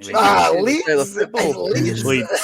I'm not interested. You just changed your argument there, though. You just said, I'd be interested to go down to England. And then you changed it when it became Ange. It Leeds. Because, you know, really, of course he'd be interested in going to England when you use that argument, Phil. Oh, right, you just changed England to Leeds. That's fine. I mean, that's very easy to make Ange sound good. I think Ange is as cynical as the rest. He's elite, is he not? Well, yeah, I suppose it's the way I've worded it is wrong. Yes, the calibre of club, I think Howe would want to get down there as quickly as possible. I think Andrew would be a bit more like, no, that level of club, better than that, because I say Leeds for me just aren't that level right now. And Ange deserves better if he did go anywhere. But hopefully that ain't for a long time. But anyway, we'll move on to away from the manager ones, because there's a few manager rabbit holes we could go down. A few back the Goose Hiddink was strongly linked with. We also had there was a Bobby Robson link as well. Remember that when Wim Jansen was, maybe imagine if we'd got that, because that's the story I've told you before about. He was Barcelona done the dirty on him. Barcelona done that to Bobby Robson, where they basically didn't tell him that Louis van Gaal was coming in to replace him after his first year. He walks into the press conference and Louis van Gaal's sitting there with the chairman and so on, and that's when he first finds out. So it was that summer that apparently Bobby Robson's name was floating around, but we end up with Wim Jansen. We also talked about when we did the Venglos season, Egil Olsen, Norwegian manager. We were linked to him as well. Although I did see this in my notes, Russell, we'll just quickly go on this, because this guy did actually play for us, so it kind of goes against the grain. But Russell, in a not too distant past, on another show that you may have been on, you were very much of the opinion that if this guy did ever become Celtic manager one day, it would actually be all right. And that'd be Mr. Roy Keane. You were very much pushing that. Well, you were on the Roy Keane bus. Remember when the question was asked, are you on the Roy Keane bus? Russell is. I remember that being asked. Yeah, I know he played for us. The wee fella named the Boise bus. He says every week, and it just showed someone had the courage of the convictions, i.e. myself, to put an argument together. But you need to remember, at that point, I've got this boy, you know, or this guy, this, you know, in the know host telling me, you know, Roy Keane's been interviewed for the job.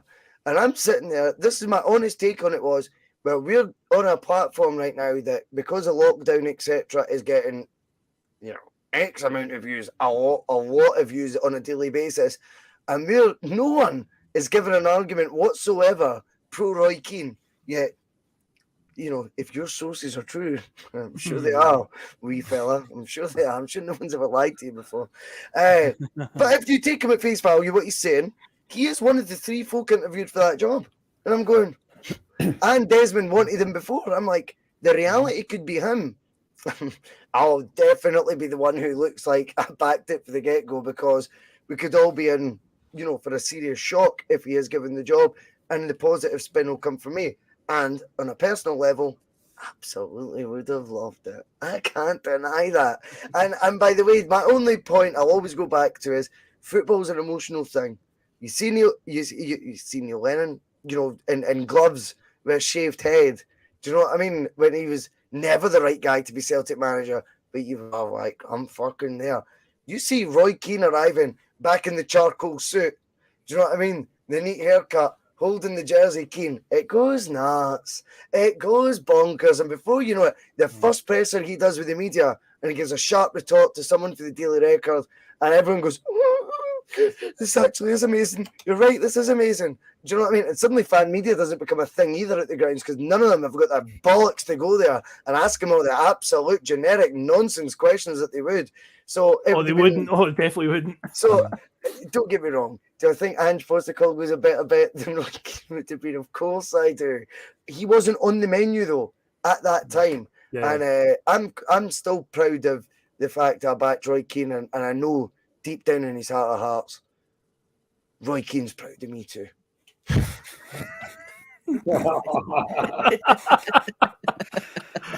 Oh man, but we're going to get back on the track of players just now because I always just maybe segue into managers. And I thought, we'll throw that Roy Keane one in because I remember Russell, you were very much championing saying that if it does happen, when you get used to it. Yeah. Jerry, do you know what? He definitely wasn't a household name in my house, and I don't know. I don't think he was a household name in his own house either. I think you're right. Jerry, thank you for remembering my quotes so well. It just shows, dividing opinion, telling your honest truth at the time. It still rings, it rings true at some point. That's what I was like with Danielson. It was my honest truth. Danielson, there you go. You're right with Danielson. Aye, you've just ruined that, Franny.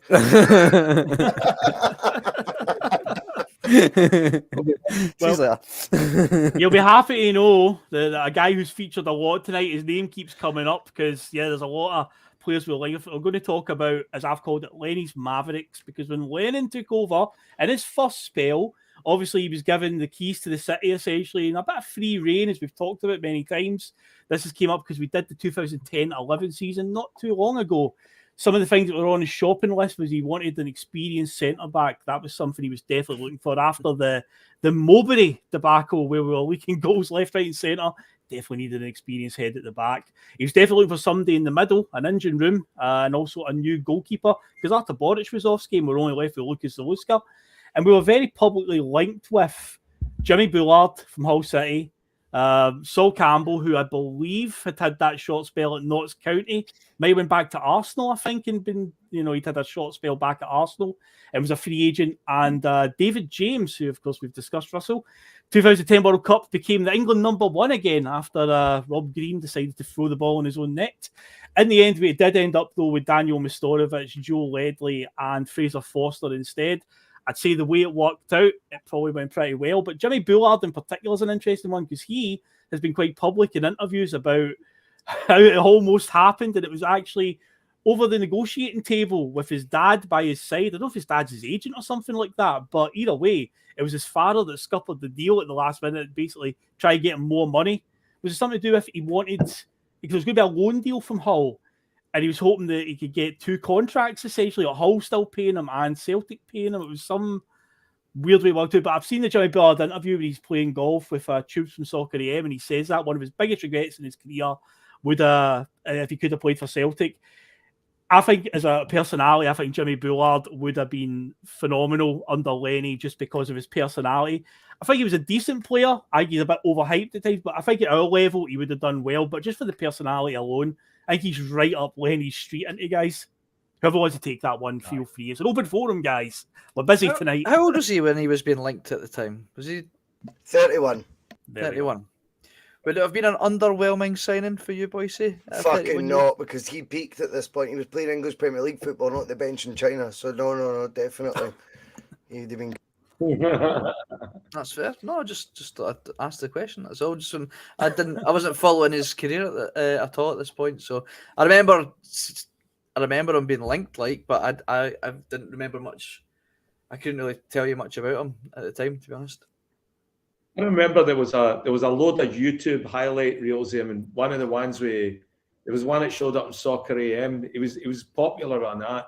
The one where Duncan Ferguson's squaring up to everybody around about him, and you see Jimmy Bullard on there, and he makes that face to him, and then Ferguson looks at him, and he just you just see him goes white, and then he starts nervous laughing.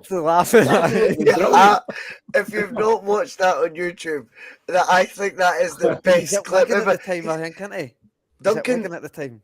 Aye, Well, Duncan Ferguson's punched the goalkeeper, right, and just kind of backed off, like almost still like Deontay Wilder mode, right? He's like, right, and obviously he's like, fucking hell, Dunk, you know, fucking, they're going to be after you now, mate. And he's just like, fuck off, wee man. He's like, he's joking with me.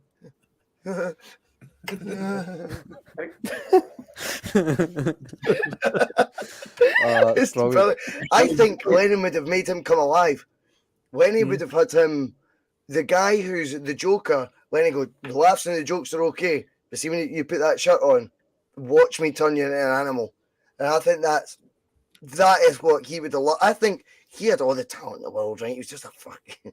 He just was only smiling. And it's like, I think Jimmy Bullard at Celtic would have been brilliant at that time. And it's a shame if the story he's saying is true. It's probably not. Yeah, you got to imagine he spins a wee yarn here and there going by his character. Francis, do you remember the infamous team talk where he mocked Phil Brown with the goal celebration? Phil Brown, I made them sit on the park to do his halftime team talk, and then he scored a goal. Like when he did the waving the finger at all of them. I think as well in the interview said it was obviously kind of pre-arranged, but whoever scored, they were all going to do that celebration anyway. But I'm a bit like Russell. I'd have wanted Jimmy Bullard. I think he was kind of he peaked a wee bit later than what you'd think. He was a proper player. Like, I can remember the Sol Campbell rumours, but I never ever thought it was going to happen. Don't remember the Dave James ones, but I. Do you think he'd have been? I think Sol Campbell would have been drama. I don't think he would have fitted it. Have you seen like only the last couple of months? Campbell's the best manager in world football. In the last couple of months, he said in the last couple of months, it's still unfair the treatment he gets for Spurs fans. And it's like, right, if you can't handle, I watch English Premier League football every now and then, and if you can't handle them going, Tossa, every now and then, how the fuck would he have dealt with, firstly, Lenny, when he puts in his first shite performance, let alone that bedlam that is the Old Firm. No way he would have recovered for that. I think he would have brought drama, unfortunately. He did he have a mental breakdown when he was at Arsenal? There was a game against West Ham where he left the stadium at half time. And I remember Arsenal had that maroon kit for a season. It was our last year at Highbury. I can remember there was a game against West Ham. He had an absolute nightmare, got subbed off at half time and left the stadium. But when we made that move for him, he'd already played for Notts County in that ill-fated takeover. He played like one game for them. Then he'd left and went back to Arsenal. But yeah, he joins Newcastle after knocking us back and only plays a handful of games and retires. But wow.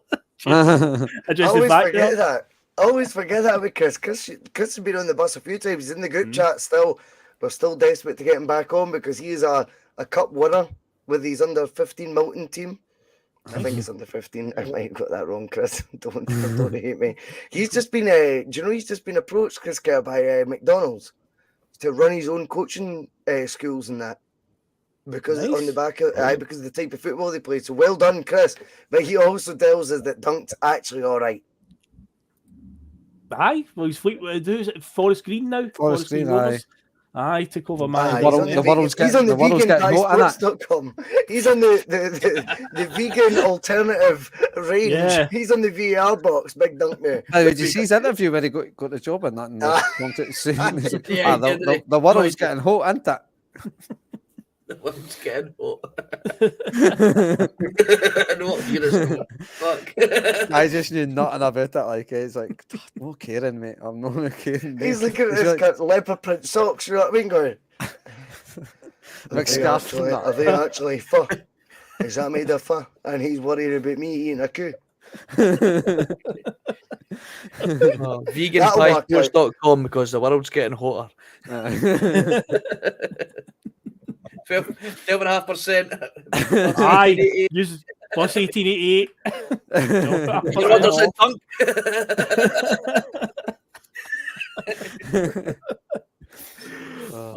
It's all just broken down, but we love it that way. But yeah, Sol Campbell, I agree, Russell. He would have brought a bit of drama, a bit of baggage as well. So it's probably best avoid. I say what we ended up with, the three that he got in the end. See, Mostorovic was probably the weak one, but I mean, Foster speaks for itself. Fraser was unbelievable. And Joe Ledley, we've talked about that. That was such a a great signing for us in terms of like who's interested in him and Lenny. Supposedly it was a meeting with Lenny that just convinced him. So Lenny made Joe Ledley feel wanted, and yeah, I think it worked all right for us in the end. But also there was another We player been as well. on Joe Ledley was taken round the Olympico by Roma. Oh wow! So he was taken round that at the time. He was, and it was the other alternative in England was Stoke City. Fair dues, Joe. I get that, right? Yeah. You know, it's not quite Bournemouth, but fuck me, it's down there, right? Obviously, couldn't date in a cold Tuesday night. No, couldn't he? I mean, like, but Joe Ledley again. This is where you've got to factor it in. How's a young aspiring player watching his best pal Aaron Ramsey go to Arsenal? How is it Neil Lennon's convinced him? And he says, I hadn't even visited Celtic Park. He goes, I met him, and all he did was tell me about the history, what it means, and who I'll become. And he goes, and that's it. It's done. He goes, see when Lenny does that to you, that's it. It's over. You've just got to do what he's telling you because it's he goes, it's the biggest thing. He turns it into something you would not believe. I think that's an amazing thing that a manager's. I think Andrew's got a bit of that. And this is not Lenny Light second time round. Yeah. Lenny first time round. Do you know what I mean? Yeah. He was selling Celtic like you're coming to the place you want to be, not the place that's going to help you get to where you want to be. He sold it really well. And in fact, didn't Joe Ledley do an interview with on Open Goal, and he talked about how he'd play for Lenny any day. He absolutely loved playing for him, and said that if he got a chance to play under him again, he would absolutely jump at the chance. Joe Ledley was just one of Lenny's boys. He really sold the club to him, and it was a huge sign for us to get him at the time because he was so highly sought after. So highly sought after. I remember watching that playoff final that Cardiff had against Blackpool. Similar as the year Blackpool got up to the Premier League, and Ledley, I think, scores in the playoffs, but he backed up quite a few goals that season. He did. There was a guy named Whittingham that played for Cardiff as well that was quite a left peg. Yeah. By him and Ledley racked up a few goals from midfield. But to get him, I remember at the time the praise or the hype around him. It was a brilliant signing for us. So yeah, I remember when he was going to sign my mate. He's a big Rangers fan, but he loves watching lower league English football. And he was, I cannot believe you're signing Joe Ledley. It was like, you know, when they'll sign somebody or we sign somebody that's like, he's shite him. He was like, mate, I can't believe you're signing this guy.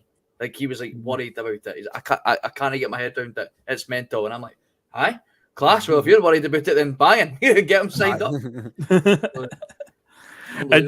Liam, obviously Lenny played alongside Lubo Moravcik in his playing career at Celtic. A couple of years after he was into the job, 2012, he made a move for Alessandro Del Piero, who'd been released by Juventus. It didn't come to be. Turned out Del Piero's reasoning behind not signing for us is he just didn't want to play in Europe, whatever reason he had for doing that. Fair play him, but he said that he'd made his mind, he wanted to move away from Europe. But do you think that Lenny had a sort of you can be my Lubo type thing? Because what age would Del Piero have been at that point? 2012? He was 36. 37, approaching his 38th birthday. But he went to the A-League instead. Sydney. Oh, was that? Pretty decent repute. Aye. But yeah, Liam, could he have been He wanted to Lenny's shine in front Lubo? of Ange. There you go, aye. He did. A closer comparison might be Pirlo. You know, Pirlo transition like that as well too. And it was at that point, at that age, Pirlo was just still cracking him about. And I think he also went to the States as well. But he went to Australia instead of coming to us. And I think you mentioned in the notes as well, if he didn't want to play against Juventus ever, and if he had played with us, who we drew in the Champions League, Juventus. We drew Juventus in the second round. That's right. You would end up back playing Juve. Aye. Look, I'd read an interview with him. I found one. And what box office that would be, Celtic strip with Del Piero in the back. Even at that age, he'd still feel like if you get one good year at him, again, the class. Jink, one of the things is like Lenny doesn't for always. I mean, the new age hate him, right, and that's fine. And yeah, it went Pete Tong. Jink at that point when he got the free rein because Tony Mowbray done that bad, he's like, I'm gonna let us dream again. Like Del Piero's package will cost I don't mean that package. Ladies and gentlemen.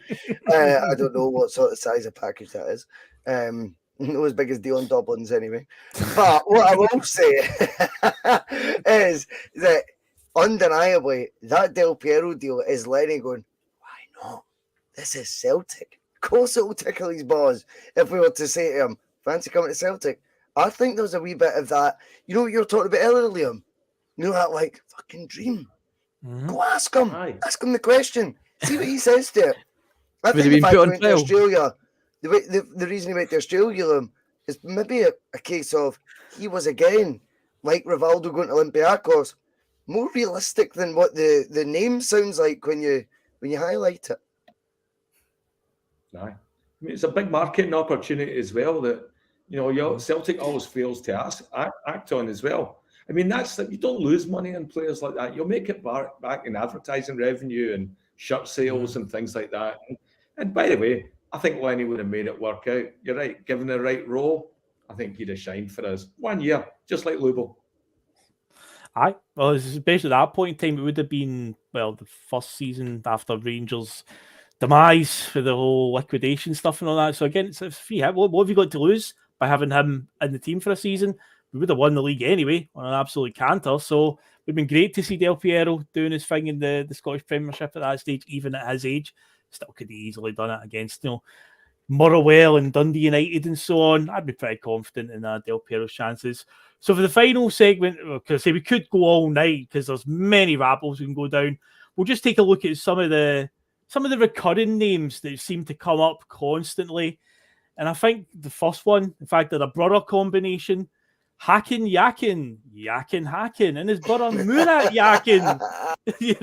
Remember when we played Basel in that Champions League qualifier and they beat us, and then for the next 5 years or so, Hakan Yakin and his brother Murat were constantly linked with us. I believe Murat Yakin might even be the Switzerland manager nowadays. Pretty sure at the World Cup at one point he was shown on the sidelines. He's the manager of the Swiss national team, but Hakan was definitely linked with us more than his brother, but I do remember his brother's name coming up from time to time, but yeah, we couldn't escape them for about 5 years. Just get every window. It's like, Hakan Yakin linked with Celtic. Never seemed to happen.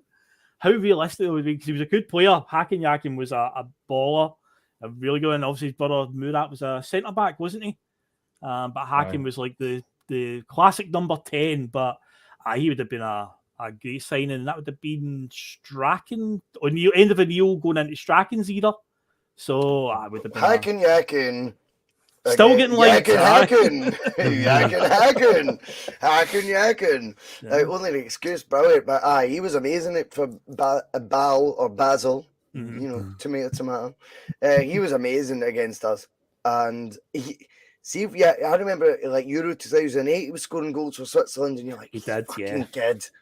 He's a player, man. Like he was that. We were linked with him from basically the second Basel put us out, which, as fate would have it, the best KO in Champions League playoff history for Celtic. That he was the catalyst to that. Murat was at the back. He was the captain. But I liked Hakan Yakin. I thought he was linked with us every summer, I think, for about 5-6 years in a row. But yeah, he would have done well. It was a name that just wouldn't go away. And here's another one as well that came up. I put in my notes. 2009, an infamous January transfer window where we only signed Willow Flood. We were told by those in charge of the club that January is a really hard window. Clubs don't want to do business, because we were actually strongly linked with Stephen Fletcher, a name that would come up again and again throughout his career, always be linked with us. But that window in particular, I think Hibs wanted about $4 million for him. We didn't obviously go for it, and in the end we lost the league because we just didn't have enough goals left in us. We drew our last 2 games 0-0 that season. Ended up with Willow Flood in the January window. Didn't sign a striker. See, Stephen Fletcher was meant to be close to happening, but we just didn't want to meet Hibs' valuation. But yeah, it just felt like every couple of years when he was doing in England, playing for Burnley and Wolves and Sunderland and whatnot, his name would come up. He's like Celtic. And I think, am I saying that in Lenny's second tenure, just before the 10-0 season, his name was thrown out there as being linked with Celtic as well on a free transfer? Something in my mind tells me that he'd been released from whatever. I'm sure.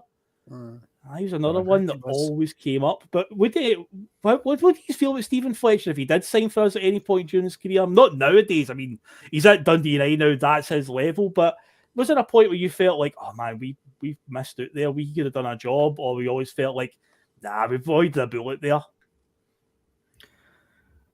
I never really enjoyed watching him play for Scotland, but then again, it's a totally different kettle of fish playing for Scotland than it is for Celtic, so it's hard to judge him on that, I guess. But I mean, he was always very strong in the air, wasn't he? He always got a header in there, and hold up play was always very good. He thought he would have done a job for Celtic, yeah. Is he the one that got away? I don't think so. But I mean, he would have done a job, yeah, for me. He's one of these players. I'm the same, but I'm like, at that time, maybe it was the frustration of how we just lost the league that season by drawing our last couple of games 0-0, and I think we lost to Rangers 1-0 in the final meeting of that season against them. And that team with Venegood, I think, did McDonald cop an injury quite near the end, and Venegood and Samaras together just wasn't a great partnership. And then you're like, oh, if only we had another striker that could have scored goals, because he was one of the top scorers that season. But yeah, I did feel like it was a recurring one all the time. Maybe it was just lazy journalism, because he's Scottish after all. He's always linked with Celtic. By Stephen Fletcher's name always did come up. And I'm pretty sure, even just before Lenny's ill-fated 10 in a row attempt, I'm sure Fletcher's name was doing the rounds again. It's like, just can't he escape this guy? And by the way, I was trying to point out as well, I've managed to go through an entire show without mentioning the one that Charles Smith brought up there. We all know the story. We've all heard the story a million times. There's a reason why he's not... that one's not came up, because yes, we've all heard that one. And also Paul McGrath would be another one as well. If you haven't heard that one, that's a corker. But anyway, we'll wrap it up in the next couple of minutes, guys. We've just went over the 2-hour mark. So we could go for another 2 hours quite easily, because... we ain't spoke about Ian Hart yet. Oh, Ian Hart. We can speak about Ian Hart just now then, while I go and check the poll results. I put a poll up. So Ian Hart, tell us about it. Ian Hart was an absolute shoo-in. I am telling you right now, he wanted to go to Celt. See, by the time Leeds peaked when he was about 22, 23. Do you know what I mean? Champions League semi-final. He was about 21, 22 Champions League semi-finals. And after that, there a couple of years, Big Viduka went down there, sorted them out for a spell. And then, I don't know, they were spending more money on goldfish than players, apparently, according to Peter Ridsdale. So, Ian Hart was the man that was linked big time. He would have been a brilliant left back for Celtic. You know, we ended up with Mo Kamara. Well, yeah. Ian Hart was a free at that point. I think he went to Reading when he was about 28, 29. They reckon he's got a better free kick conversion rate than Beckham. Aye, he does a good free kick. Aye, good left peg on him. Beckham was shite then. No, it wasn't shite, but I don't think he was as good as everybody made him to be his free kick. He's looked good though. They look good. They looked good. They look good. But Ian Hart he was one that I thought that's a bit of a gimme. Look, guys, there's got to be on the panel. Oh my god, I just said the word the panel. Stop saying that in the comments. I hate that. Whoever's on the bus right now, there's got to be a player in your mind that you think we could have got him and we didn't. No. Lewandowski was one. Lewandowski. Pavlyuchenko as well. He's been linked with Blackburn and Celtic. I said him before, Franny. Yep. Therefore. Yeah, he was linked with us when Lenny was in charge, and he also was linked with Blackburn, but Dortmund swooped in and got him for a measly £4 million. I knew Blackburn linked him. I didn't know Celtic were in that running. Liam. How strong it was, I don't know, but yeah, it was linked to him. So we had a Canadian on trial well before Alistair Johnston. And there was a guy named Dwayne Dorisario. And every year he was like, for about 3 or 4 years in a trot, he was that MLS player of the year. And he was some player, by the way. He was a Toronto kid.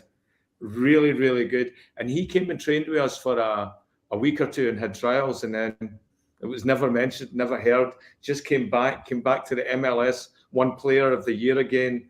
Wow. And then just retired a couple of years later. I think he would have been absolutely brilliant in the hoops. He had an engine on him. He had a bit of growl.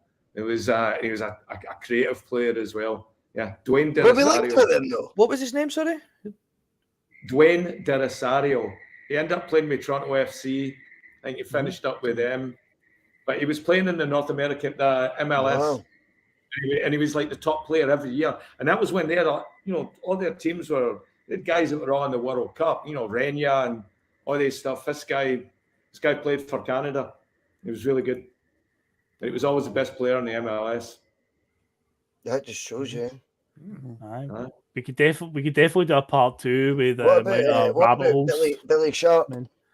Billy Sharp, he's been topical this week, hasn't Heavily he? linked, though. He was heavily linked at the time. Heavily Yep. linked. Billy Sharp, Sheffield United captain. He's going to come in and ruffle up the SPFL. Shut up. You had a meltdown. I mean, this guy now cries. Aye. Now cries when Wrexham. fucking Wrexham fans slack him off. You would Let's be honest. Nobody Freddie, I cares, do. mate. You What and a the- Freddie, I do. They're going to be the next Pelé, That's a- according to Pelé himself. Jumpman superstar. Oh, I think God. the big one for me, and James Forrest, who was on your show earlier, I remember I first started reading his blogs, Franny, at this time. This was like blogs, Celtic blogs. We're just writing about Celtic, and it's not biased. This is great. Well, it's biased, but it's biased in the trajectory I want it to be biased. And he had like an open, he had a big comment section, and there used to be really good, debate going on. And it was, I think, my memory I'm sure it serves me right. James Forrest was like, "What is wrong with Celtic not signing Alfred Finnbogason for Kieran Beams?" Yes. For 6 goals, right? And they're like, "It's an open goal." And I was totally on side with your man James Forrest on that. I'm like, "This is silly. We're penny pinching when we don't need to." He would score 200 goals for us because he had a fantastic record at the old Kieran Beam. He was tweeting wee links, he was tweeting wee little clovers on his Twitter. Again, I remember that. I think He was he's like, one come and that's- get me. Come see me. I think he's one, David, that's had the initial conversation and instead of going, he said £20,000 a week. Do you know how much you make in the Champions League? Aye, but we never make it there anyway. It's like, fuck me, man. Aye, Finnbogason was at a point in time, if you look back, he was like the finishing piece in whatever we thought the puzzle was at that point. It's funny how the moments in time change always, and they will always, even under Ange, there'll be that position needs filled. Remember the summer last year, we thought Greg Taylor, like left back, we need to improve left back big time. Do you know what I mean? Like there'll always be that finishing piece in the puzzle, but Finnbogason definitely, man, he was.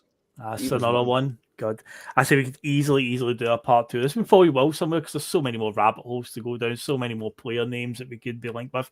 But I think the last comment, the last one, Dukesy says it best. Ronaldinho at St Mirren is the biggest loss Scottish football has come across. Yeah, he did have a trial at St Mirren, or was offered a trial, or Well, Mahrez definitely was there because he left on a bike, and he was talking about it recently. Mahrez. Wow. Mahrez, I know he left on a bike. The Ronaldinho St Mirren one, I think, is a wee bit like me looking at fucking. Well, I'll just tell the truth. You said the Nielsen went to Celtic. Claudia Winkleman, right? And seeing her at the next FCA Awards, when I'm sitting beside, France being champs, right? And Claudia Winkleman's hosting it, and me giving her the eye, and then me basically coming on the pod and going, fucking so close, man. Seen you past that fringe, that was the only issue. We'd never seen you past that fringe, that's why. I know, but that would have been my we've got so much in common, fringes and that. On Monday after the SWAT earlier chat. I think Ronaldinho St Mirren's about as close as. After you mentioned Mahrez, I just remembered that we apparently were in for Jamie Vardy when he was at Fleetwood Town, I believe he was at. Apparently, how did that went down? A million quid it would have cost us. Liam. James Vardy signs from Fleetwood Town for Celtic. Are you buzzing? No. Nope. I remember we were linked with Jordan Rhodes down there all the time as well. Remember him? Yes. Got to be him, aye. Linked with him a lot. Very good. Very good. Scored 7 goals in one game, I believe, in the Championship. They won a game 7-0, playing for Huddersfield, I think, and he scored all of them. He was on fire that season. Oh, remember this, David? You'll remember from, I think it was FIFA 15 or something, he got like a special record breakers card, and it was like because of that, he scored like 7 goals in the one game. Jordan Rhodes special card on Ultimate Team, but that's the only reason I remember it. It was some record-breaking achievement to score that many. Strachan didn't rate him at all, remember? We gave him why we not give him a cap. Or Griffiths. Griffiths. So Griffiths and Jordan Rhodes had 100 goals between them or something nearly one season. And neither of them could get in the team. I was like, fucking hell. I know you're a smart ass, but come on. But I'm sure Jordan Rhodes broke No, that's a big deal. Huddersfield's record, or the League One record, playing for Huddersfield when he was about 21, he scored something like 45 goals in 46 games in League One. And I think actually Big Lambo won the league that year. Could be tying things together that don't exist. And Fraser Forster was the goalie for Norwich that year. The big wall was like, you never got past me, but did you? Lambo giving him the tip off there. But, here's another one. Bosnich was linked to us. Oh, aye, Bosnich. Well, again, retrospectively speaking, speaks about that was potentially on. Oh, okay. On. Aye. Oh wow, okay, interesting. Was this post Man United Bosnich or still at Aston Villa Bosnich? No, it must have been Aston Villa Bosnich for the love of God before he hit the old passes. You know what I mean? Yeah. I've got another one. I've got one more, and my dad, for some reason, I'm like, I know you don't watch songs of praise and that on a Sunday, Dad, but I've never really watched you watch Galezzo, or however you pronounce it, the football Italia show on Channel 4. Yeah. But he was like, Del Vecchio, Celtic, it's happening. And I went on teletext, and he was linked at the time, Marco Del Vecchio, playing for Roma. He was linked with Celtic. I think that was O'Neill's first summer. Del Vecchio was linked. There's one. Scored in the final of the Euros that summer as well. And I realise how much you like your parents at times, because the amount of piss I talk on this, that was just him in the living room to me. Like his audience, I was just like 9 years old, going, totally, man. Totally get that. Del Vecchio would be great. No idea who it is, but he'd be brilliant. And he's doing it in that same convincing manner I am right now. No, you don't understand. Like, he's a brilliant, but I'm like, hey, where's James Richardson? Is he in the fucking... What's he doing? Getting a bacon butty in the kitchen or something? How do you know this much about Del Vecchio? But he was definitely linked. Definitely. So have you got my quiz answers, guys? Oh, Francis, you can join in if you want. Right, you can join in. I So can go for the first one.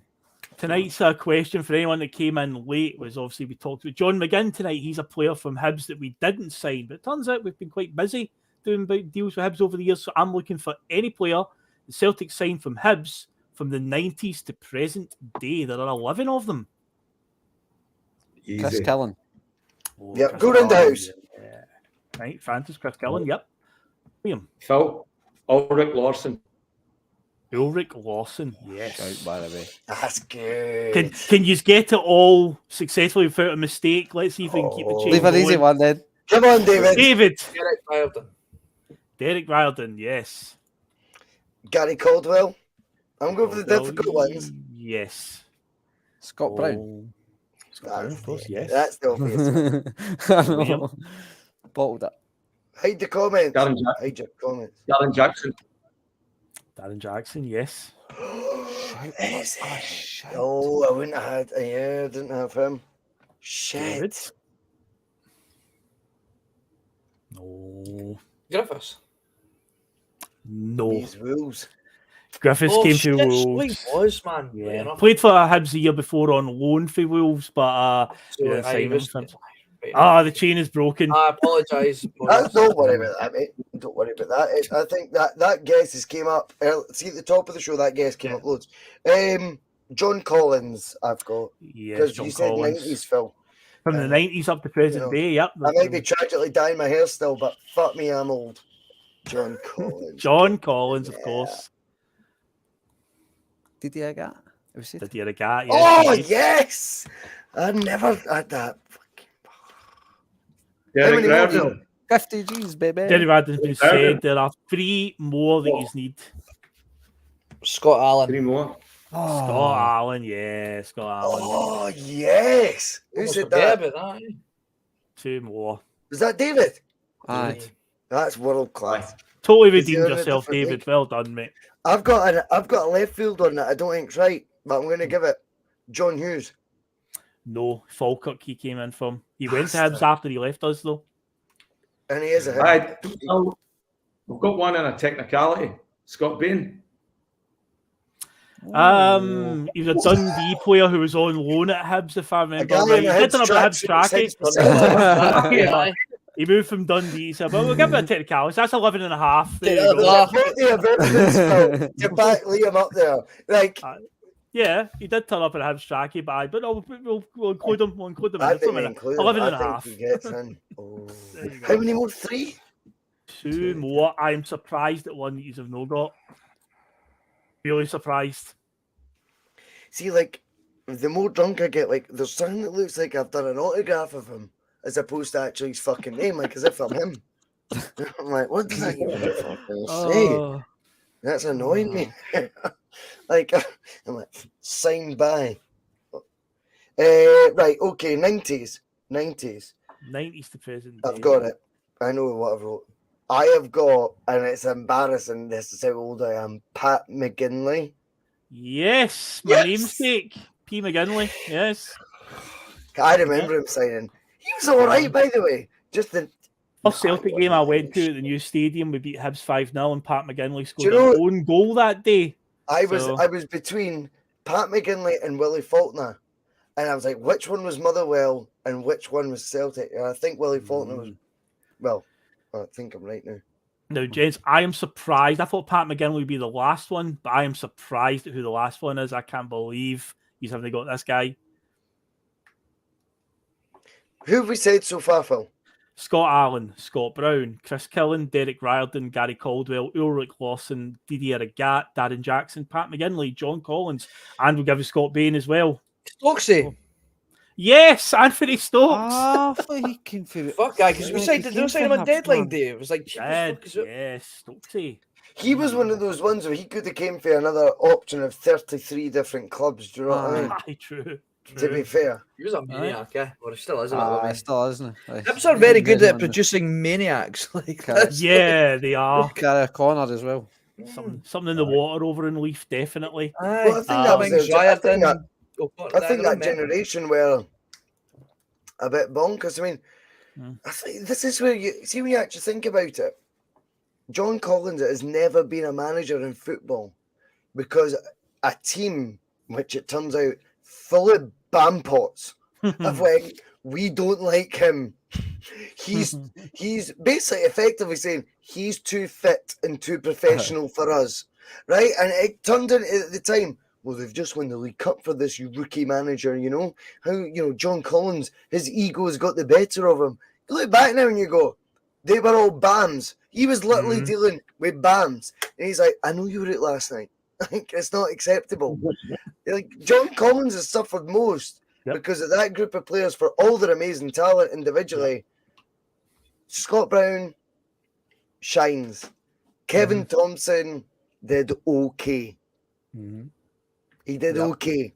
He finished his career at Dundee. Right? He failed Robbie Keane a couple of times in that match. Come on. I mean, no, but do you know what, Franny? Really glad you brought that up because see, when I do my podcast with Cypher, like what I always like to remind them is I love footy, and see, when I play footy, I'm actually a really, really good guy. I'm like, see, anyone that always says they're a good guy. Is a fanny, right? End of. Like, don't you trust someone that always, I'm a really, really good guy, Si, so thanks for that. Like, they promote him for every job in the world. Man United job's coming up. Do you think Kevin Thompson could do it? I'm like, Leeds are looking for a manager. There you go. Down the road, Kevin Thompson. Down the road. My client interviewed Kevin Thompson for Wraith Rovers' job, and they knew fine well that he wasn't interested in the job at all. But they're like, you'd have been fucking lucky to get the Wraith Rovers job at the Wraith. Exactly. he won the league with Celtic Hearts, who had the biggest budget in League One, and went, well, that's me on the trajectory. I'm like, that's what you were like as a player. Absolute, just full of yourself. But if you actually strip that down, that list, right? Riordan went, fucking, nothing in hand. Caldwell did okay in football as a player. As a manager, overrated himself, but definitely not. His head's full of nonsense in terms of that sort of nonsense. Just an asshole. Bruni is the leading light, right? Then you've got Chris Killen. Less said, the better. Right? Do you know what I mean? Fuck me. All right. Stokes. Oh. What the like that? You know, that group was wild. Bruni's the only one that's came out of it. You know, like and look what it happened. Even at Celtic, 6 years into his career at Celtic, it took Bruni again, a Brendan Rodgers to go, you're going back to your Riordan days, Bruni. Come back to us. Stop, you know, get out the kebab shop, come back, and that's what happened. And John Collins, he's the one who goes to Monaco, plays with Thuram, he plays with Petit, he plays with Trezeguet, he plays with Henry. He's like, I think I've got this game clued up. Walter Smith, who had, I don't know, £50 million worth of talent, the equivalent now of £500 million worth of talent at Rangers. Yet the first signing he made when he went to England was, I can sign you now, particularly, John, particularly because you're brilliant. You're the best player I've ever come up against. It's like, right, done. John Collins goes to Everton. Then Jean Tigana, a French legend. He won the Euro 82, did you know? First signing when he's Fulham manager, signs John Collins, who then becomes the English Championship, which we now all, in the modern era, herald as one of the best leagues in the world, even though it's not a top flight. Well, your big man, JC, he won Player of the Year, the Championship Player of the Year at 34 in that league. He's telling these bampots we've just listed there, didn't think you're living your life right. I think I'm fitter than you. Aye. I think I know what I'm talking about. What a guy that John Collins is, by the way. Do you think that's right to treat young players like that in Scotland? No, could I just say, I totally disagree with that. I think you need to let them be themselves. You need characters in the game. John Collins said, fuck this. No wonder I retired for international football at 32. Like, this is madness. But it's cost the guy that I think would have been a brilliant manager. Like, if you look at his pedigree and the fact he's done it in Europe and he's someone that would go, him Celtic manager, Ronnie Dyla assistant, but his reputation was too toxic in Scotland because of Gary O'Connor, Derek Riordan, Anthony Stokes. We had to put Ronnie Dyla in charge, who was only seen fit to be the assistant to Roy Keane. I rest my case for John Collins. He'll be next. He'll be the next manager, man. Just again, Scottish football, not want to embrace any change. I put a poll up at the start as well. I'll just recap the results on that one. I asked the chat, who are you most gutted about Celtic missing out on? I had Rivaldo, John McGinn, Ivan Toney and Udder. John McGinn wins the poll resoundingly for 40%. Ivan Toney was second on 28%.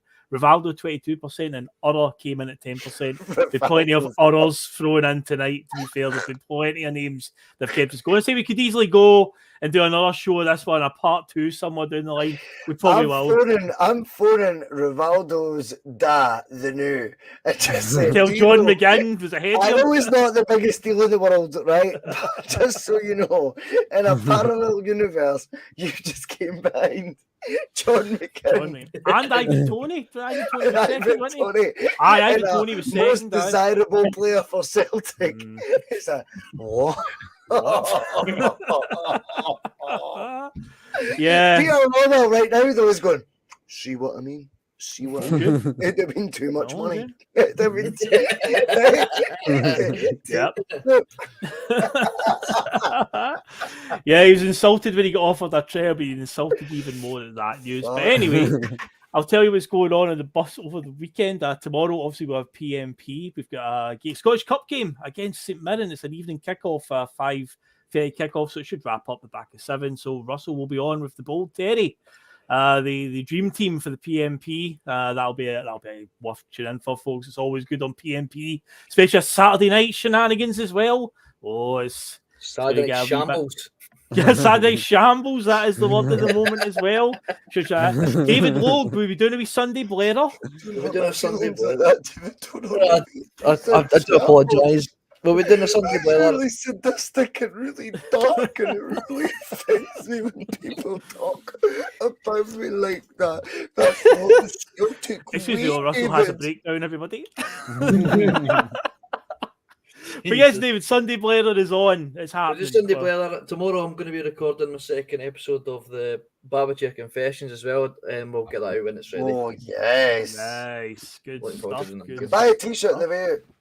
Yes, of course, remember, to check out Pie Sports. Check out Steve-O's video that he did when he was demolishing his Pie Sports order.